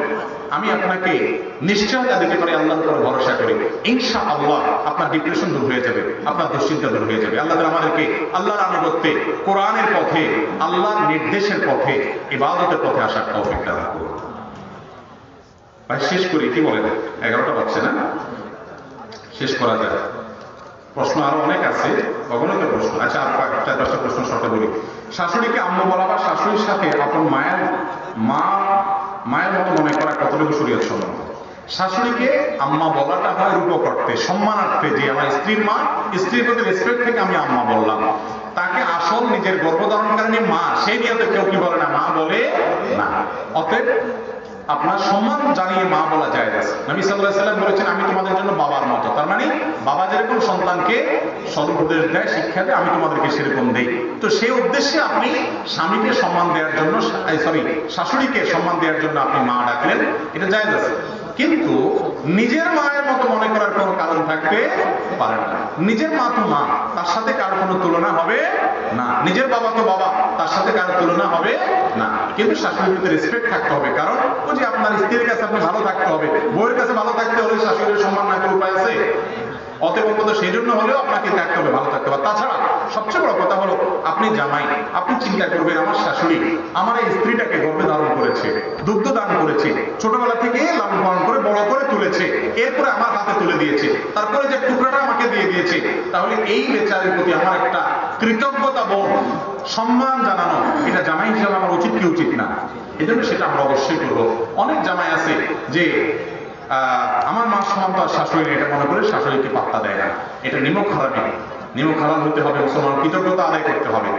কিন্তু শাশুড়িকে মা ডাকলে যে আপনার জন্মদাতা মা মনে করেছেন এমন তো আর না।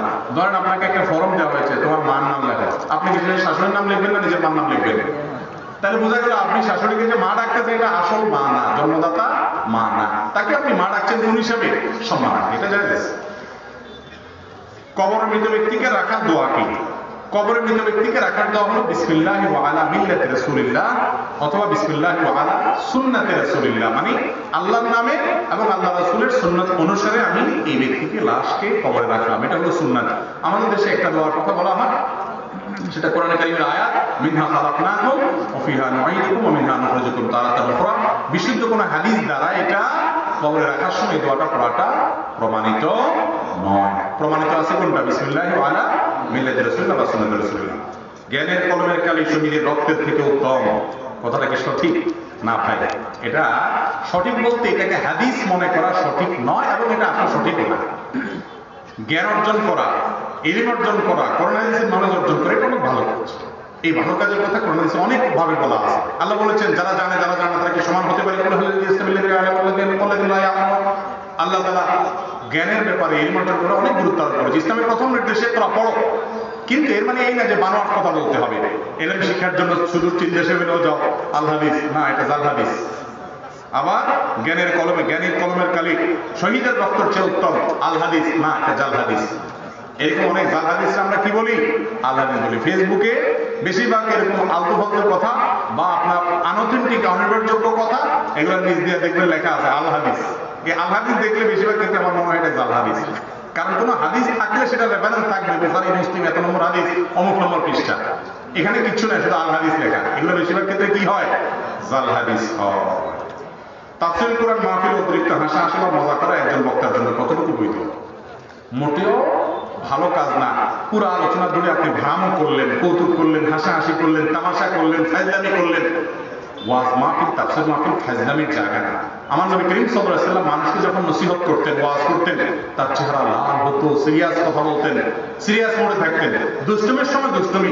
ওয়াজ মাহফিলে ইচ্ছাকৃতভাবে পরিকল্পিতভাবে মানুষ হাসানো এবং দুষ্টুমি করা, এটা একজন আদর্শ বক্তার, আদর্শ কোন আলেমের কাজ হতে পারে। এটা একজন ভাড়ানো করে, একজন কৌতুক করে এমন মানুষ হতে পারে। এটা কোনো ম্যাগাজিন অনুষ্ঠান না, এটা সিরিয়াস অনুষ্ঠান, মানুষকে জান্নাতের পথ দেখানোর জন্য। হ্যাঁ, কথার মধ্যে কোনো একটা কথা আসছে যেটাতে হাসি উদ্রেক হয়েছে, সেটা ভিন্ন বিষয়। পরিকল্পিতভাবে হাসাহাসি করা, এটা কোনো আলেমের শান হতে পারে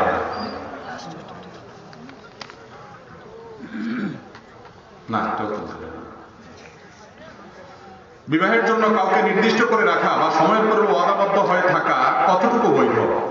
বিবাহের পূর্বে কাউকে নির্দিষ্ট করে রাখলেন যে অমুকের সাথে আমার কি হলো, আপনার বিয়ে হবে, যেটা আমাদের দেশে বলে এঙ্গেজ, না? এঙ্গেজ করে রাখা। এটা যদি এমন হয় যে ঠিক আছে আগ্রহ অনুষ্ঠানটা নিকট ভবিষ্যতে হবে, ঠিকঠাক হবে, এর মধ্যে কোনো ইটিস পিটিস হবে না, কোনো যোগাযোগ হবে না, হারাম কোনো সম্পর্ক হবে না, আজেবাজে কোনো আলাপ চালাপ হবে না, যার যার মতো শেষে সেট হয়ে থাকবে, এটা জায়েজ আছে নির্দিষ্ট সময়ের জন্য। কিন্তু যেটা হয় এই জাতীয় এঙ্গেজের মাধ্যমে হারাম সম্পর্কের রাস্তা করে আগ্রহ অনুষ্ঠান হওয়ার আগ পর্যন্ত, বিবাহের প্রস্তাব এবং কবুল হওয়ার আগ পর্যন্ত কি হয় না? তারা স্বামী স্ত্রী হয় না। যার কারণে স্বামী স্ত্রী সুলভ যদি যোগাযোগ করে সেটা কি হবে না? জায়েজ হবে না। পরকীয়া থেকে বাঁচার জন্য একাধিক স্ত্রী গ্রহণ করা যাবে কিনা? যদি কেউ একাধিক স্ত্রী গ্রহণ করার মতো শারীরিক ক্ষমতা থাকে, অর্থনৈতিক ক্ষমতা থাকে এবং বিয়ে করার পরে স্ত্রীদের প্রতি তিনি ইনসাফ করবেন, একজনের মধ্যে বেশি টানবেন, একজনের কাছে যাবেনই না, একদম এরকম হবে না, এতটুকু আত্মবিশ্বাস তার নিজের প্রতি নিজের থাকে, তাহলে তিনি দ্বিতীয় বিয়ে করতেই পারেন। এবং বিশেষ করে দ্বিতীয় বিয়ে না করলে তিনি পরকীয়া লিপ্ত হয়ে যাচ্ছেন, এরকম যদি হয় তার প্রথম স্ত্রীর কোনো দুর্বলতা থাকে, তাহলে তো অবশ্যই তিনি দ্বিতীয় বিয়ে করতে পারবেন এবং প্রথম স্ত্রীর সেখানে কোনো প্রকার বাধা হয়ে দাঁড়ানো উচিত না। কিন্তু কথা হলো, যদি এমন হয় যে প্রথম বিয়ে করছেন, প্রথম স্ত্রীর কোনো ত্রুটি নেই, তারপরও আপনি অন্য মহিলা দেখে আপনি তার সাথে হারাম সম্পর্ক তৈরি করার বদভ্যাস তৈরি থাকে, তাহলে দ্বিতীয় কেন চতুর্থ বিয়ে করার পরে এই বদভ্যাস দূর হবে না। এটার জন্য আপনাকে তওবা করতে হবে, চরিত্রটাকে সংশোধন করতে হবে। জাযাকুমুল্লাহ খাইর। ভাই প্রশ্ন দিলে তো ফজর বন্ধ দেওয়া যাবে, কিন্তু আমাদের নামাজ পড়তে হবে, ফজর পড়তে হবে এবং আমাদের মিডিয়ার বাইরে দূর দূরান্তে যেতে হবে। আজকে পর্যন্তই থাকুক। আল্লাহ যদি তৌফিক দান করেন ইনশাআল্লাহ আগামীকালকে কক্সবাজার ইনশাআল্লাহ। জাযাকুমুল্লাহ খাইর।